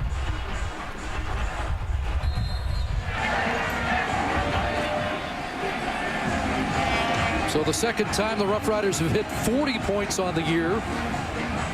Back in week 4, 41, their season high in their victory over Montreal. But they put 40 on the board in less than 33 minutes. And again, the Eskimos hoping this would bounce through the end zone. And instead, Bradley Robinson's going to have to concede a single point or turn the corner, make it the single point. And they do match their season high with the 41st point for the Saskatchewan Roughriders. And after the touchdown, a little souvenir to take back to Bismarck, North Dakota for Dad, as Weston Dressler celebrates with family. Well, both these teams have been making an argument for their guys about Rookie of the Year nominations. The Saskatchewan Roughriders, we talked about Weston Dressler. He seems like the front runner, most popular vote. And then Tristan Jackson on the other side, who hasn't really been involved for Edmonton in this game tonight. Both teams making quarterbacking changes at the half, and it's the second appearance of the year for Jason Moss. His only other was in mop-up duty in the loss against Montreal. And he comes out pitching a strike to Kamau Peterson. You know, Ricky Ray just did not look the same after he took the hit from Maurice Lloyd early in the first quarter right there. Took him a while to get up from that hit. The Saskatchewan Roughriders scored on the fumble. And even when he had time, he didn't look comfortable after that hit. Now, Jason Moss going into this wind has a bit of a stronger arm than Ricky Ray and can throw on the run a little bit better. Hands off on 2nd and 1, and McCarty across the 45 has the first down. Can't really blame Ricky Ray for being a little rattled after taking that big hit. We'll take one more look at it and see Maurice Lloyd as he kind of lowers his chin, and you can see how his head snapped back at the top of Maurice Lloyd's helmet, and you can see Ricky Ray's helmet just completely bounce back and away, and that's top of Maurice Lloyd's helmet right in the double E. The very short list of tougher hits on a quarterback this year. Well, Moss hooks up with Peterson again. Toss down on the Saskatchewan side of half, and a first down at the 53 of Saskatchewan. Now, this is not a bad option, even if Ricky Ray was healthy, to go with Jason Moss. He's got a strong enough arm to maybe fight this wind a little bit better, and the element of being able to throw on the run and full rollout, you can maybe change up your offense a little bit and try and get him on the edge, trying to get him on the corner. Jason Moss, who came off the bench in both the Western semifinal and Western final, en route to the Grey Cup in 2005.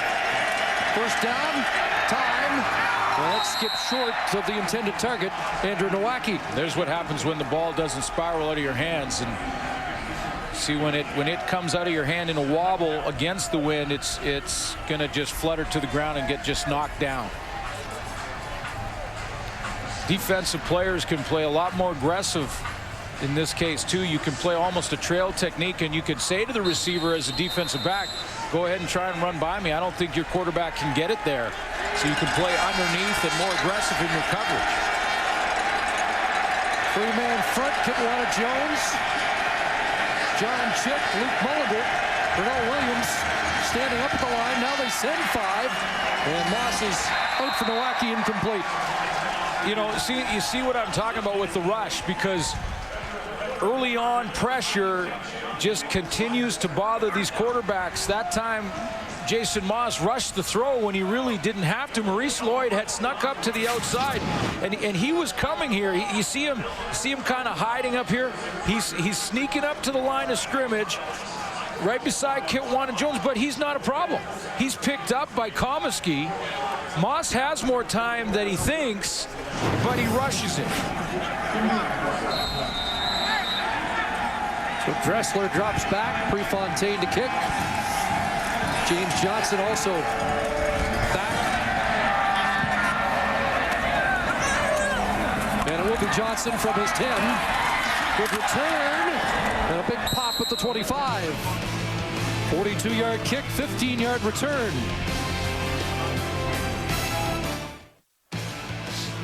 The CFL on TSN, brought to you in part by Nissan's Make the Call. Play on cfl.nissan.ca for your chance to win a trip to the Grey Cup game.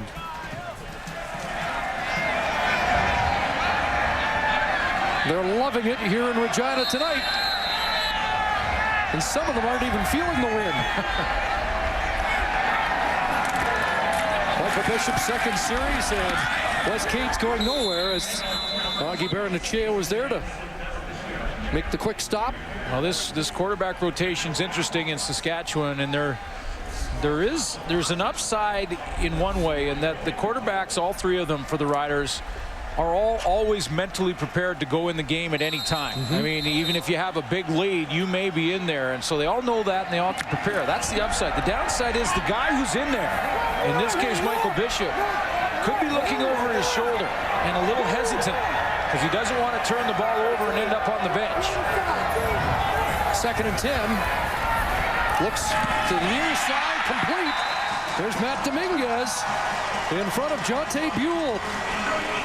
Very close to a first down. But, you know, during the work week, Ken Miller did not have the luxury of knowing what the weather was going to be like. A little surprised that maybe he didn't change his mind about Stephen Giles even coming into this game and go to Michael Bishop because of his arm strength. There's no stronger arm in the CFL than Michael Bishop's. And you've got wind like this to handle. You know, you'd think that he would be the best option, but he made the decision on Giles early, so Giles takes all the first reps in practice during the week, and he's basically stuck with that decision. And Giles does have a strong arm. Inches short.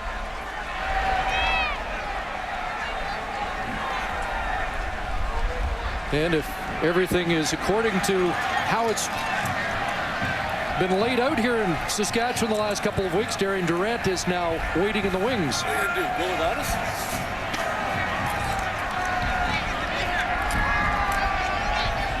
So 3rd and inches as Andre Proulx whistles play in. They sprint up to the line, and Michael Bishop moved off the right side. Flags down as it opened up off the right side. And was there some early movement or an alignment problem? This could be interesting because usually it's the defensive line that's lined up offside or jumps to try and anticipate the snap count. That's the case. But I saw with all the movement, I thought that it might possibly be Saskatchewan in this case because they have to get set. Once they get down in that 3-point stance on the O-line, they can't move. Offside. Edmonton number 94. That penalty's declined. Too many men on the field. Edmonton, 10-yard penalty. First down. Well, it wouldn't have mattered anyway. The Eskimos had too many on the field. But watch how Saskatchewan breaks the huddle, attacks the line of scrimmage, gets down, gets set, snaps the football, and away they go. And why more quarterbacks don't run off tackle like that, I'll never know. Officials better be ready. He had to scamper out of there in a hurry. Almost got stampeded. First down. Bishop back to the air. And is that ball caught? No, incomplete. Intended for Dominguez, or Getzlaff. And we talked about Andy Fantuz making his return. Belton Johnson at tackle also making his. And Belton Johnson this week was pretty fired up about getting back into practice. In fact, not one, but 2 fights in practice with teammates. So he was Shante Williams one, Deke Bake the other. And I had to kind of settle him down and say, yeah, you're getting back in the game. Just relax. Take it out on the Edmonton Eskimos, and he has been. Second down, Bishop stands in, throws, and there goes a flag. Augie Baranachea on Matt Dominguez. Tell you what, that flag went very well into that wind. Covered about 20 yards, and they were... Pass interference. Edmonton number 39, 10-yard penalty. First down. Augie Baranachea is a guy who wants to try and eliminate... He wants to try and eliminate the... Here comes Matt Dominguez inside, and Baranachea wants to try and eliminate that crosser. Fresh set of downs at midfield. 2-back offense with Zarka lined up as the fullback. Second man through Cates, and Fred Perry there to deny that play and drop Cates for a loss. A better game for Fred Perry. He's been the one guy who's played well. Danny Machocha said at halftime, he talked about he wants to see which one of his players are going to compete and just what he has. And it looks like Fred Perry's returning to form as he slices right down from the outside there. Well, the Eskimos have to be a little shell-shocked, though. They gave up 26 second-half points last week against BC, 33 first half today, 59 points in 4 quarters. And Michael Bishop's added to the total here in the second half. And isn't it nice to see this guy back? What a catch. Andy Fantuz, Dressler, Fantuz, Dominguez, and the receiving corps almost back at full strength.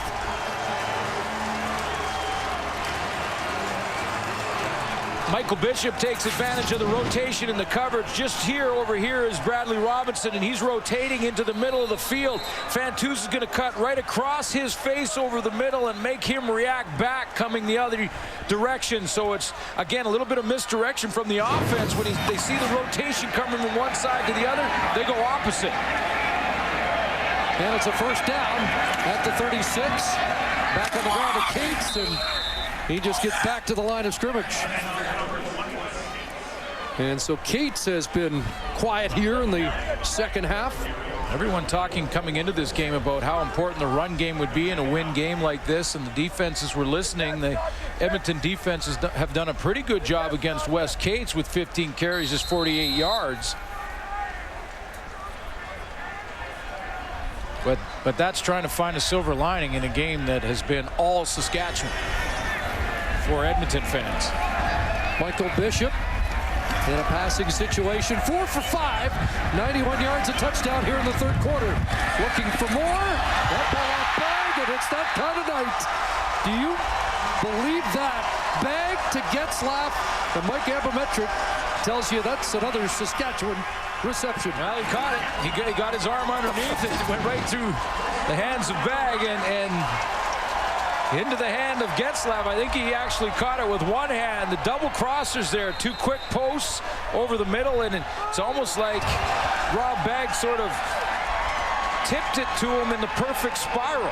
And you see he keeps that off the turf. He gets his right arm underneath it. Yes, the immaculate deflection into the hands of Getzlaf. And the Eskimos are going to challenge that was a catch. I think Getzlaf got his hand underneath that, his arm underneath that ball. You know, Ryan Getzlaf got a chance to make his mark with all the injuries, and even with everybody coming back, what a valuable 5th guy he is. Edmonton is challenging the ruling on the field of a completed pass. We'll review the play. Well, you know, Chris Getzlaf right now, Chris has 12 points. Did I say Ryan? Yeah. Thanks. Yeah. Well, I was going to get to that. How many points does Ryan have? Because he's got, his brother has 12 right now, and I'm wondering if Ryan has that many early in this NHL season. Let's see if he does catch it. He gets, I thought the arm was underneath. I don't see the ball touching from that angle. No.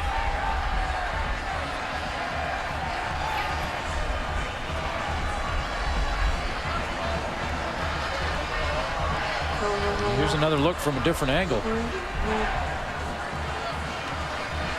Yeah, the ball never touches. The ball never touches the turf. Nope, that's a good catch. And we can add that to the highlight reel. And we were in Anaheim about a week and a half ago.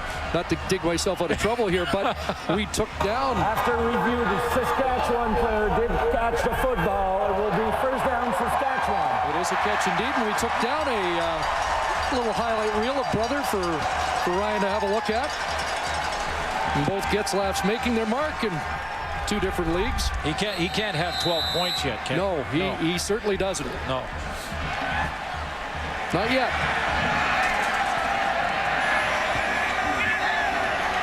So another first down. Michael Bishop's got this offense moving. And he's got an open man.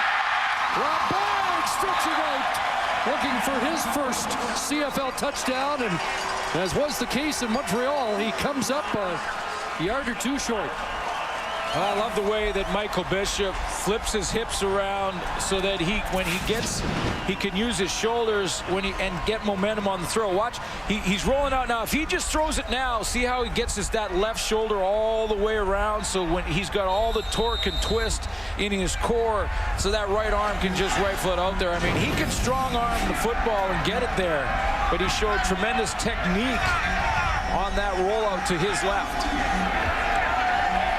So it's first and goal at the 1 as Michael Bishop tried to engineer back-to-back touchdown drives here for Saskatchewan in the third quarter. And our crack crew has just updated. Ryan Getzlaf has 2 points tonight, so he's doing okay tonight. All right. And how many catches for Chris? I think we got him at 3. 2. 2 catches. So 2 catches, 2 points. They're all tied up. Brothers are in sync. And by the end of the night, I'll have them both straightened out. First and goal. Westgate's easy touchdown. Second of the game. 14th of the season. And this has become an old-fashioned butt kicking. And there's no way to sugarcoat it.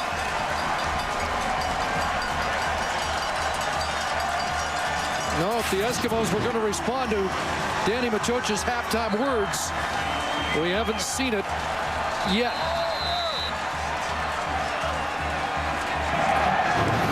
There's Michael Bishop making a case. Extra point good. 48 on the board. And still a quarter to go.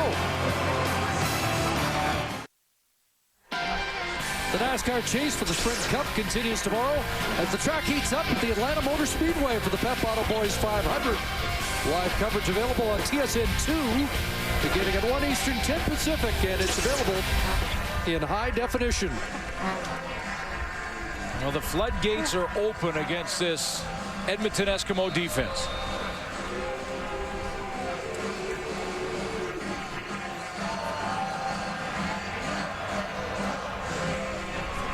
We're getting into very unusual territory for the Eskimos. The most points they've ever allowed in a game, 56, against Saskatchewan back in 1964. That ball through the end zone, and it will remain 48-6 as the ball will come out to the 25.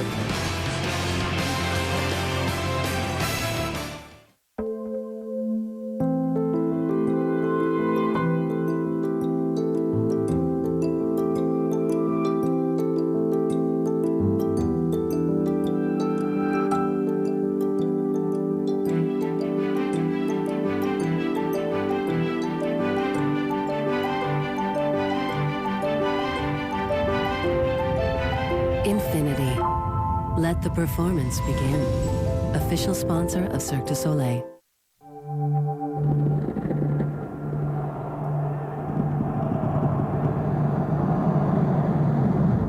When you're in the zone, time almost stands still. Your peripheral vision expands, but at the same time, you focus.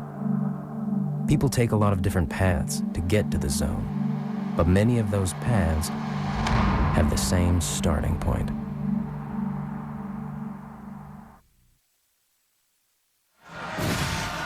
Well, for every sack in tonight's game, Purolator donates the quarterback's weight in food to a local food bank. Purolator, where business is going, and our hats off to the Purolator folks. Over 2 million pounds of food has been donated since this great program began back in 2003. Saskatchewan was behind in their totals from this time last year. They might try to make that all up here tonight. Jason Moss at the controls. Maurice Mann the catch, and what a jolt from Omar Morgan, the former Eskimo. Great touchdown drive orchestrated by Michael Bishop. He gets Matt Dominguez going. He makes a nice catch down there. That's the one over the middle. Caught Edmonton in that rotation. Getzlaff off the bounce. Spread it around. Use a lot of different targets. Finished off with Wes Cates. And different spots in the field as well.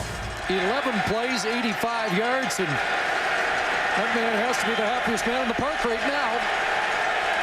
He's hiding it well, but I'd have to think so. 2nd and 5. And Moss guns it, and Kamal Peterson's dropped 3 tonight. Yeah, he really struggled. And, you know, that first one in the first quarter was maybe the biggest because it was inside the 10-yard line of Saskatchewan when the game was tied up at 0. And the Edmonton Eskimos had the win. And he's, you know, it's sort of the residual effects of an aggressive defense. Everybody starts to think about that hit that's coming, whether it be quarterbacks rattled in the pocket or receivers running routes, and it looks like that entire offense is affected by that aggressive Saskatchewan defense. Prefontaine. See that hold up in the wind. Johnson fields it to get the no yards. And it'll be a 15-yard penalty against Edmonton as James Johnson alertly got that one on the run. Well, Wes Cates with a pair of touchdowns, now within 1 of the CFL lead by a former Rough Rider who's had quite a year in Montreal. Edmonton number 88, 15-yard penalty. Jamal Richardson. First down. And it was Nowacki within the 5-yard restraining area. How many touchdowns has Jamal Richardson had in the last 3 or 4 games? I know that total almost doubled. Wes Cates is catching him in the touchdown department, but he's struggling catching Joffrey Reynolds in the yardage department. Sort of chipping away there. Big game for Joffrey Reynolds last night. Calgary Stampeders, congratulations to them for wrapping up first place in the West. It's on the sidelines as Stu Ford goes to work at the running back spot. You know, but the Saskatchewan Roughriders, as well as Edmonton, who if they lose this game, and boy, it looks like they're going to. I think the decision desk could rule any time now. They lose this game, they're the crossover team, as you mentioned earlier, Chris. And Saskatchewan's still battling for home field advantage in the first round of the playoffs in the semifinal. And how important would home field be for this team? 2nd and 3, and Stu Ford, big hole, and lost his footing on his own with Jason Goss in the area. But the fans get another chance to chant Stu here as the local product makes good. There is one happy fan there trying to stay warm in the wind, and this is a nice run off the backside. It's one thing to lose in the scoreboard, and now the Edmonton Eskimos are starting to lose physically as well, and that's something that will really bother Danny Machocha. No matter what it says on the scoreboard, you want to see that want-to factor out there. How bad do you want to play? Getting into the neighborhood of one of the worst Eskimo losses ever. Sarka straight ahead. I think Chris Sarka was the most surprised guy on the Roughriders last week when the first 2 offensive plays were called to him. Danny Machocha, in games like this, coaches are trying to say who's going to quit, who's hanging their head, who is not competing. Yeah, this game is out of reach, but you think this guy's a little upset right now, deep down? I mean, that's a warrior right there who's walking up and down the bench saying, you better keep fighting out there. And right now they're starting to get beat up physically. Well, not starting. That has happened most of the game as well. Beaten on the scoreboard and beaten in the physical department as well. 2nd and 8. Underneath the catch, and Ford going to work again. Tripped up down at the 7.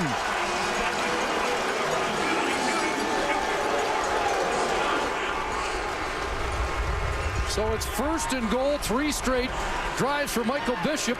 2 have been capped by touchdowns, and he's got them knocking at the door again. Final play, 3rd quarter, all Roughriders.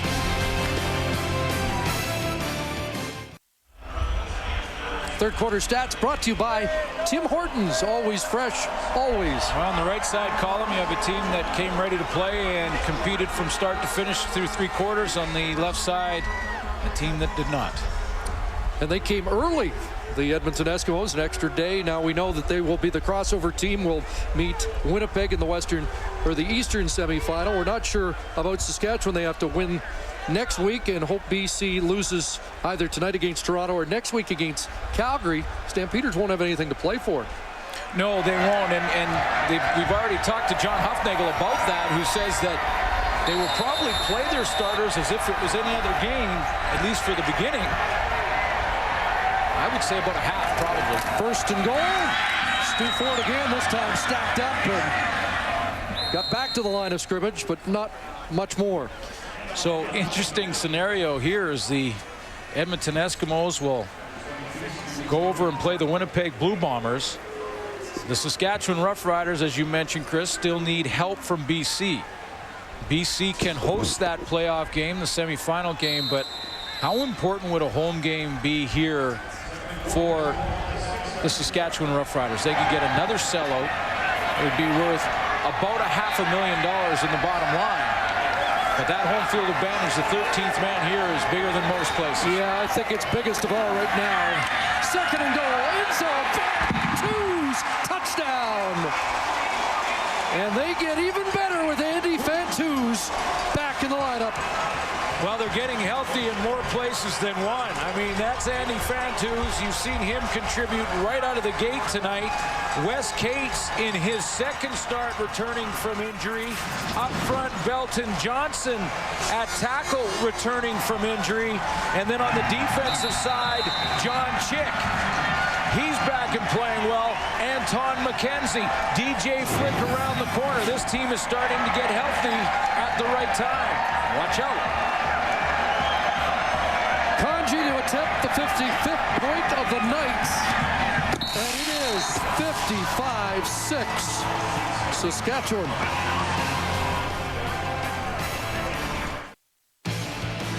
The CFL on TSN is brought to you in part by CFL All-Star Voting. On now, go to futureshop.ca/All-Star and vote for your favorite player today. been at least a paycheck left right in there. I was thinking maybe our crew's saying, if you're a Rider fan tonight, the way things are going, maybe that's where you should head. Andy Fantuz is back, his third touchdown catch of the year. Well, this team came ready to play, and this has had very little to do with luck and a lot to do with preparation and intensity and that want-to factor. Bradley Robinson, a good return. Takes it to midfield.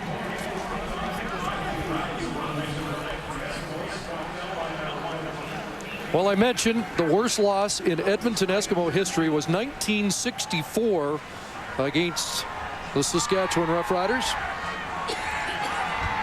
56-8. Ron Lancaster, George Reed, Hugh Campbell was on the right side of that score. Danny Machocha on the wrong side of this one. Jason Moss still in a quarterback. Wonder if we'll see Stefan LaFors for the first time this year. And Moss throws. One hand on it from Maurice Mann, incomplete.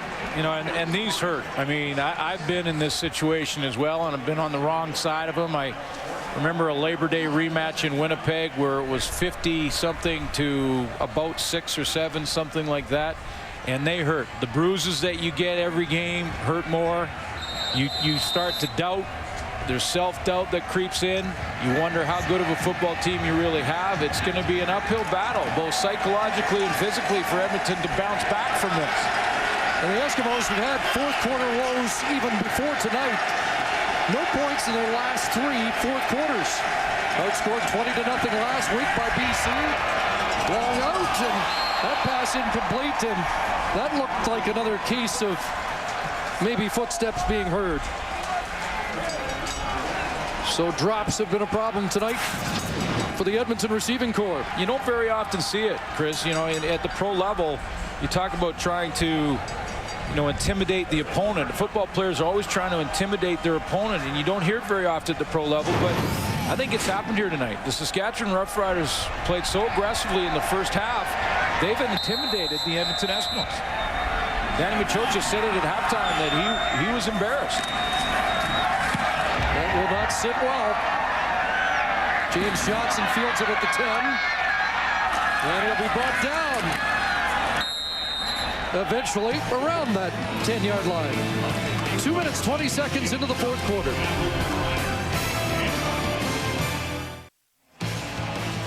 CFL on TSN, brought to you in part by Rona, proud sponsor of the CFL. Rona, the Canadian how-to people. Mop-up time for the Saskatchewan Roughriders here. Somebody forgot to give that memo to Michael Bishop. He's doing more than mopping up.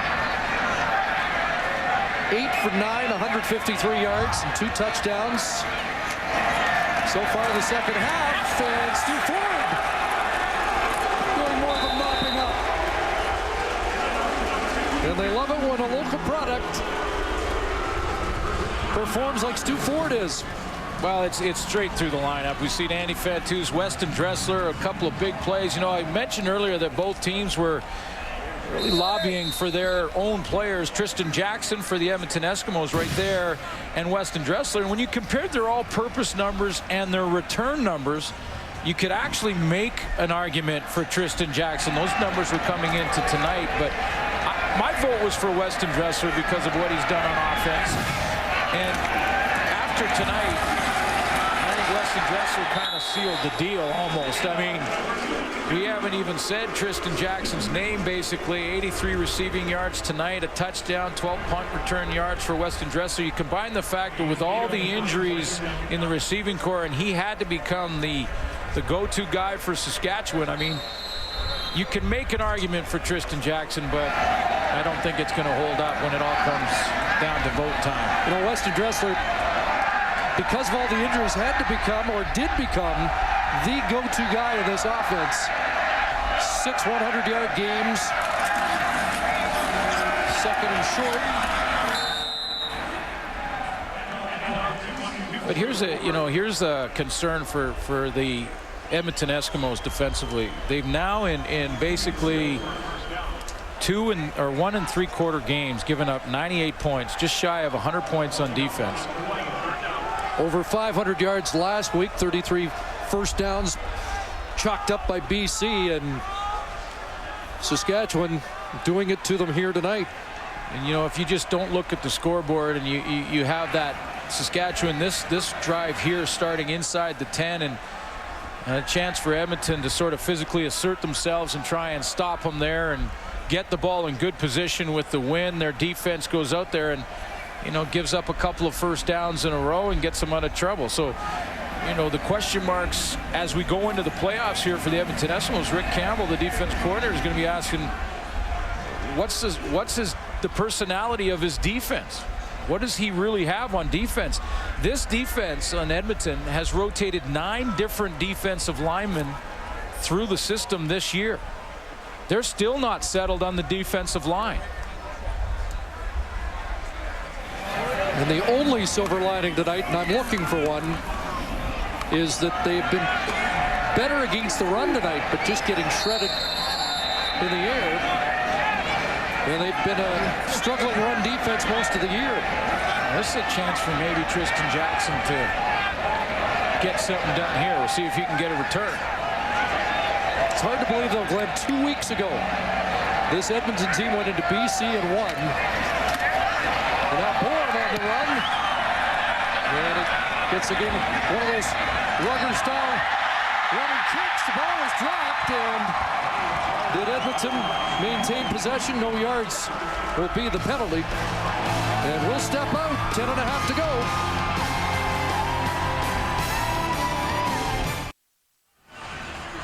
Welcome back to jam-packed Mosaic Stadium. Ray Morrison on the sidelines. Yeah, with this addition in stands, it's another crowd of well over 30,000 here at Mosaic Stadium tonight, and this is the 17th consecutive sellout for this stadium. I asked Ricky Ray if he minded playing here. He said, well, I have some nice memories from 2003.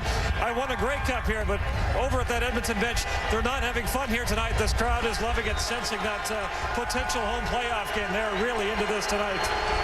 Well, Halloween rehearsal tonight here. Jason Moss the throw, and that pass caught by Greg Prater at the Roughrider 45-yard line. That's what I'm talking about with that home field. If Saskatchewan can get a little help over there from the BC Lions and they lose one, Saskatchewan wins out, they can get home field in that semifinal. Can you imagine the crowd here at Mosaic Stadium for that? And I know it's close to Halloween, but that's the way they come to every game.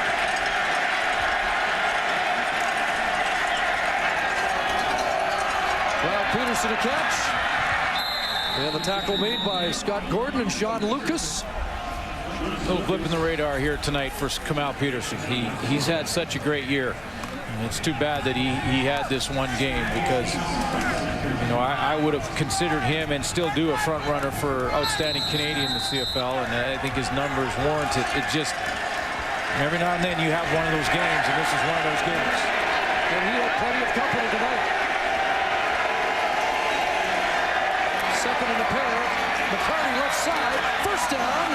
And Calvin McCarty, one of his best runs of the night, down to the Roughrider 20. And part of it goes to the coaching staff of the Edmonton Eskimos, too, because that's a play that, you know, you wonder why Rick Warman, Danny Machocha didn't go to more early on in the football game. And when they had the wind in the first quarter and the game was close, they ran a couple of plays to Calvin McCarty that worked and then went away from it. Hard to believe the score was 7-6 after one quarter. 48 unanswered points. It's as close as the Eskimos have been since. And Moss takes off and he'll bulldog his way down to the 11. That's that effort I'm talking about from Jason Moss, and maybe that will trickle down to his teammates. Didn't hook slide, and you see Prater just going up there and say, yeah, okay, I saw you there, that's great. Well, let's try and get in the end zone. They need to try to get some points in the second half of football games, especially in the fourth quarter of football games. It's been pretty dry for them over the last few games. No fourth quarter points in the last 3 games. 4 of the last 5. Threatening here, 2nd and 2. McCarty again, stood up and driven back.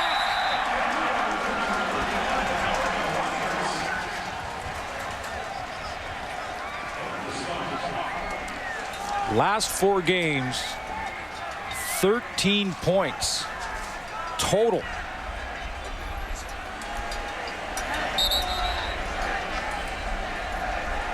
So some question marks, a few for the Edmonton Eskimos heading into the playoffs.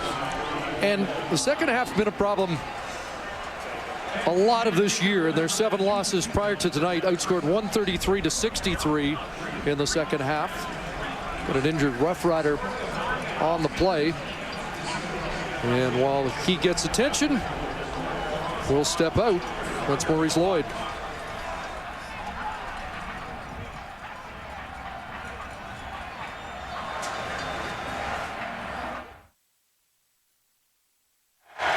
Maurice Lloyd to the sidelines, 3rd and 1.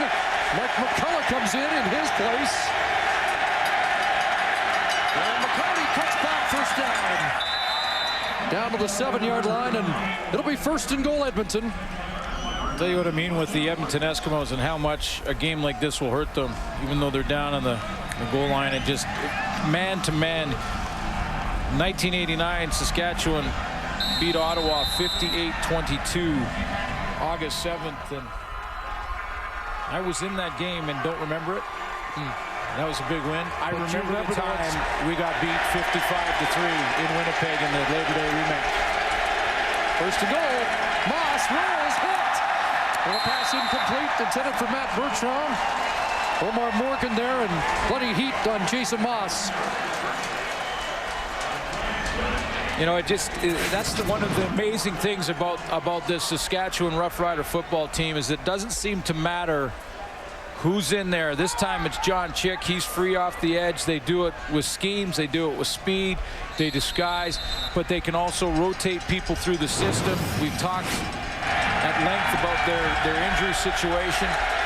They have bought in. This football team has bought into a man, and they all contribute. Been John Chick's best night, I think, with injury-plagued season. 2nd and goal. Looking for the corner. Incomplete. Nowacki, the intended receiver, and the bust up by Lance Frazier. That's kind of been an unsung hero of this game tonight has been Lance Frazier. He's the guy who was in coverage when created an interception for a touchdown by Ronald Williams. He's had a couple of knockdowns, a couple of big tackles early in the game in the open field to force Edmonton to punt the football away, and he was right in perfect position on that play. Almost had the interception, had a better chance at it actually than the receiver. So 3rd and goal from the 7. We'll let you listen to this.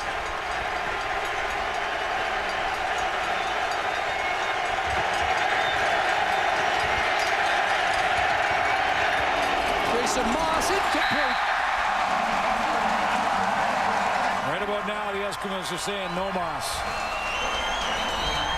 Kevin Challenger, the intended receiver. Another turnover. 2nd turnover on downs, the 6th of the game for the Eskimos.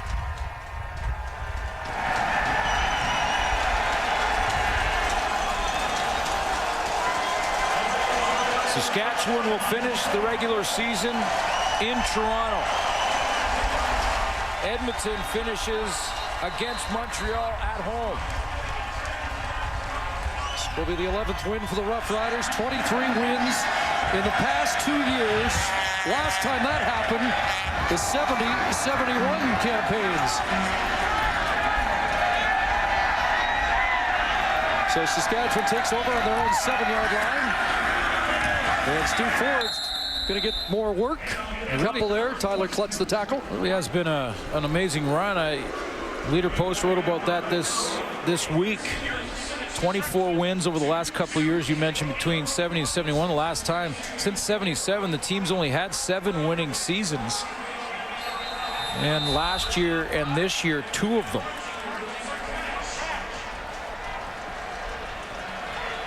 They will be guaranteed a winning season, 11-6 after tonight. And it's chance still to host the semifinal. 2nd down, look in, Dominguez. Spun around and dropped behind the line of scrimmage.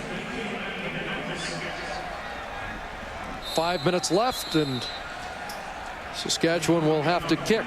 Tough situation for coaches like this, and we don't see this kind of game very often, so they don't get into this situation very often. But I know Ken Miller would love to be sitting a lot of the guys like Matt Dominguez who are coming off injury, but with limited roster size, you can't do it. There's just not enough receivers. I was going to ask you, as soon as Dominguez was the target, with his history, should he be in a 49-point game, or is he useful down the stretch if he doesn't get reps? He's got to get back in the flow of things, but with this two-edged sword.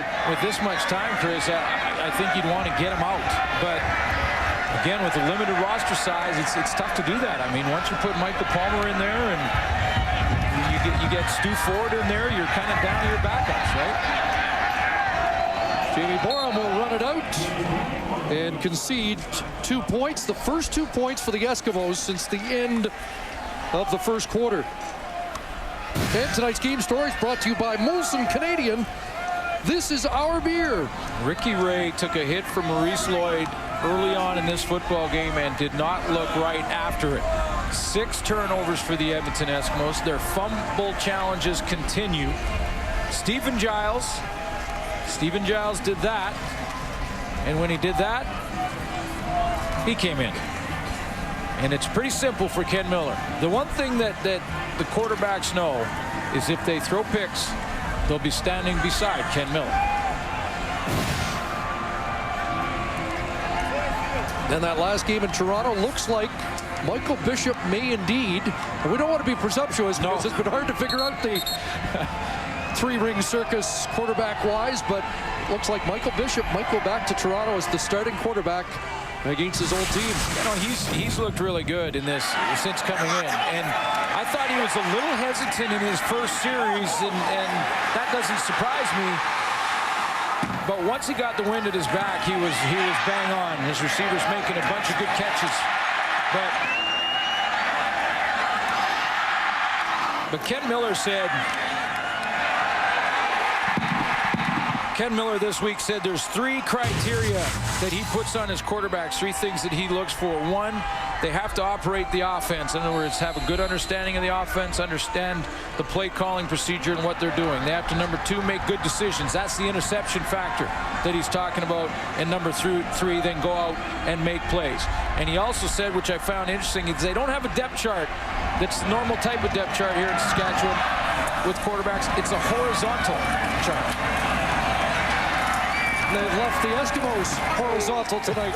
Boy, did they ever. I just think they won this game physically early on, and Edmonton just did not regroup and didn't match the intensity physically, which is uncharacteristic of Edmonton football teams when you think of their history.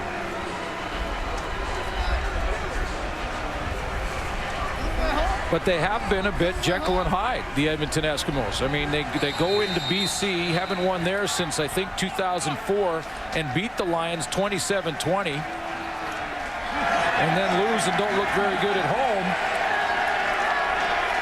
to the Lions 43-28, although they did have the lead in that game and then had some fumble issues. Jason Moss swings it out. There's Kamar Peterson cutting it back across midfield to the Saskatchewan 52-yard line. The Edmonton Eskimos had 5 home-and-home games this year, home-and-home series, and split all 5. And I'm one that's hoping no team has 5 home-and-home series next year on the schedule. Yeah, I agree. I think that's a bit much, but some coaches don't seem to mind it. I think it's a bit much to have that many. I mean, you have to have your Labor Day matchups and the Labor Day rematch. That's guaranteed, but maybe one other in the season is enough. When you split those, and the Edmonton Eskimos didn't just split. It wasn't like they competed in the ones they won and then competed and lost by a field goal. They split in sort of ugly ways. They won big and then lost big. Marcus Adams was shaken up on the last play, and he makes his way to the bench, and that's the one thing both teams are holding their breath on now. Don't lose a guy in a game that's been decided for a long time. I will say this, though. when you have severe wind conditions or weather conditions, it favors the defense in a big way. And when your defense is the strength of your team, that really gives the advantage to you. Saskatchewan's strength is on defense. Second and short. Calvin McCarty tried to turn the corner, and he got swarmed there and will be short of the first down. And it's going to be third and less than a yard.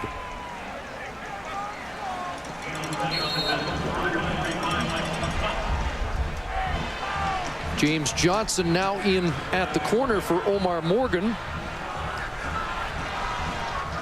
And for the last couple of weeks, Johnson backing up behind Tad Cornegay. Yeah, I think James Johnson took some gambles a couple weeks ago that cost his team a couple of big plays. Ken Miller decided to go with Tad Cornegay over the last couple.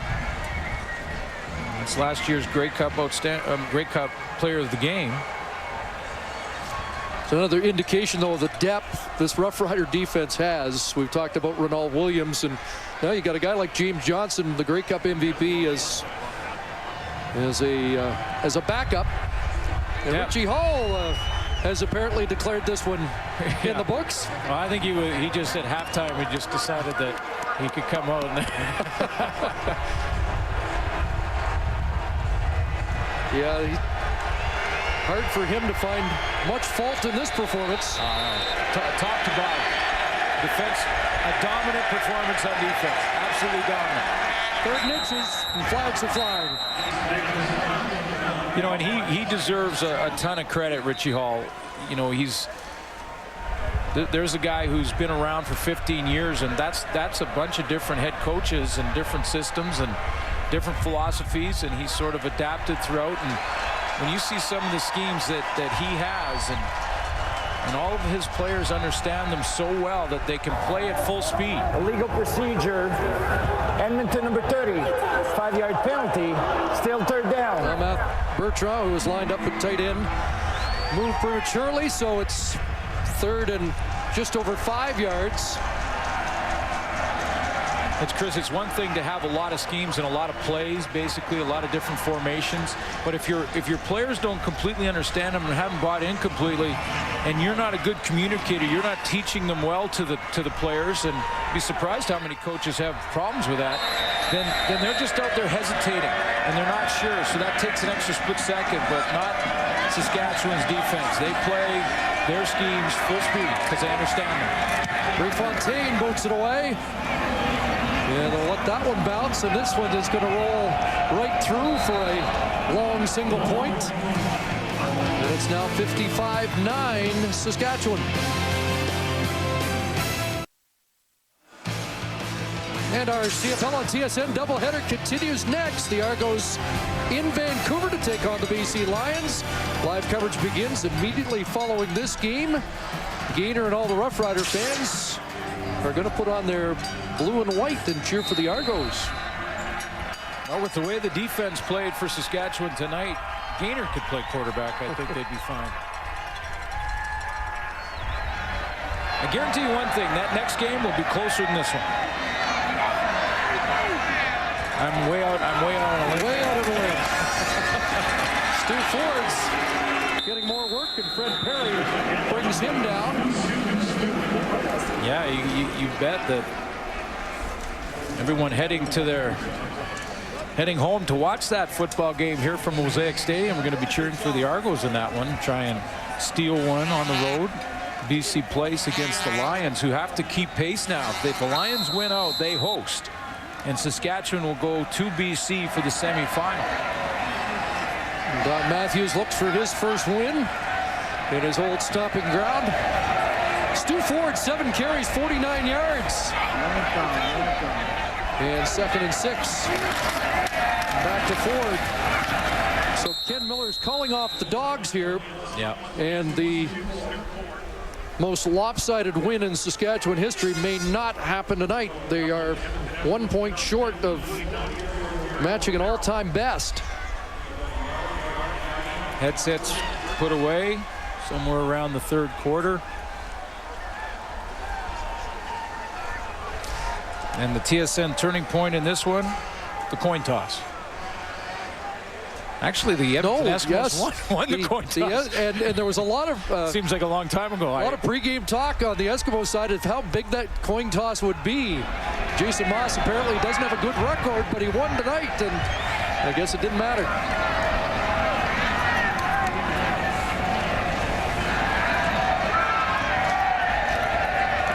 And another running kick by Jamie Bourne. And a good collision there. A no yards penalty comes out. And it's now time for the TSN turning point. Saskatchewan Roughriders in the second quarter had a 10-6 lead. Ricky Ray looking to try and bounce back and has this one tipped. There's Lance Frazier again. I mentioned him. Ronald Williams picks it off, heads to pay dirt. That made it 17-6. It was a 42-yard interception, touchdown return, and it snowballed from there. The TSN turning point brought to you by the 2008 GMC Sierra professional grade. Since I'm somewhat mystified, how many times have we seen Jamie Bourne with the running kick tonight, and not once did the Eskimos come close to blocking it. Hey, there's a new wrinkle. Tristan Jackson at running back, and we were told we might see this in this game. He practiced this week, has a small package of offensive plays, and they really thought he looked explosive in practice. And a different look when they have just one other running back on the roster for this game anyway. I'm just asking something here, though. I know the question. Okay. Why now? Maurice Mann tangled up in a foot race, and you mentioned that they had this plan in a package, and I love the idea. I mean, he's a tremendous athlete. He's scored on interception returns, punt and kickoff returns this year. So Tristan Jackson looks good in practice, but my question would be, why now? Because now you've lost the element of surprise. He's on film now. Apparently Tristan Jackson has not played running back since high school, but you talked about his Rookie of the Year credentials. He is such an explosive guy with the ball in his hands, and he'll get it here on the draw and kick it outside. With that speed, what a collision. And Tad Cornegay just made him wonder if he really wants to be a running back. Well, they're just putting a signature. They're just putting a little exclamation point on this game, the Saskatchewan Roughriders, with hits like that. That's just bookending it. Putting bookends on this baby.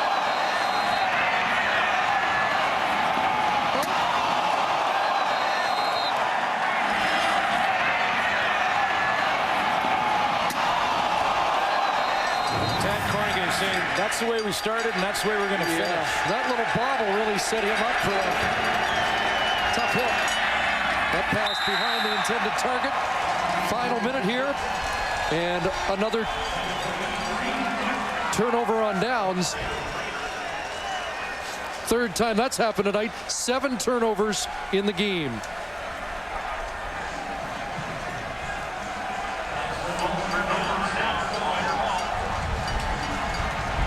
Jimmy Bourne has done a nice job of this all game long into the wind. He's taken punts and attacked the line of scrimmage and taken a peek to see if he could actually fake it and then kick low driving kicks. He had a good average into the wind. Was one of the factors for Saskatchewan here tonight. Interesting that you mentioned, Chris, Edmonton didn't just attack him and try and 5 or 6 steps. Well, because once the punter leaves that protective area too, he can be hit. And now the Roughriders will run out the clock here. What an impressive performance. The only points for the Eskimos is the first quarter, a safety conceded by Ken Miller and a long Prefontaine single. Saskatchewan will move to 11-6. Danny Machoch's team 9-8, and they'll finish up the regular season at home against Montreal, the team that handed them their worst defeat until tonight. 1 point shy of the worst loss in Eskimo history, and that was 44 years ago against Saskatchewan. So the Roughriders next week in Toronto, if they win, and BC is unable to win out, there will be a home playoff game here, but it's still in the Lions' hands. And a good point. These fans are saluting their team, but it may be the last time Saskatchewan sees them on home turf this year. If it is, it was an impressive way to say farewell and on to the postseason.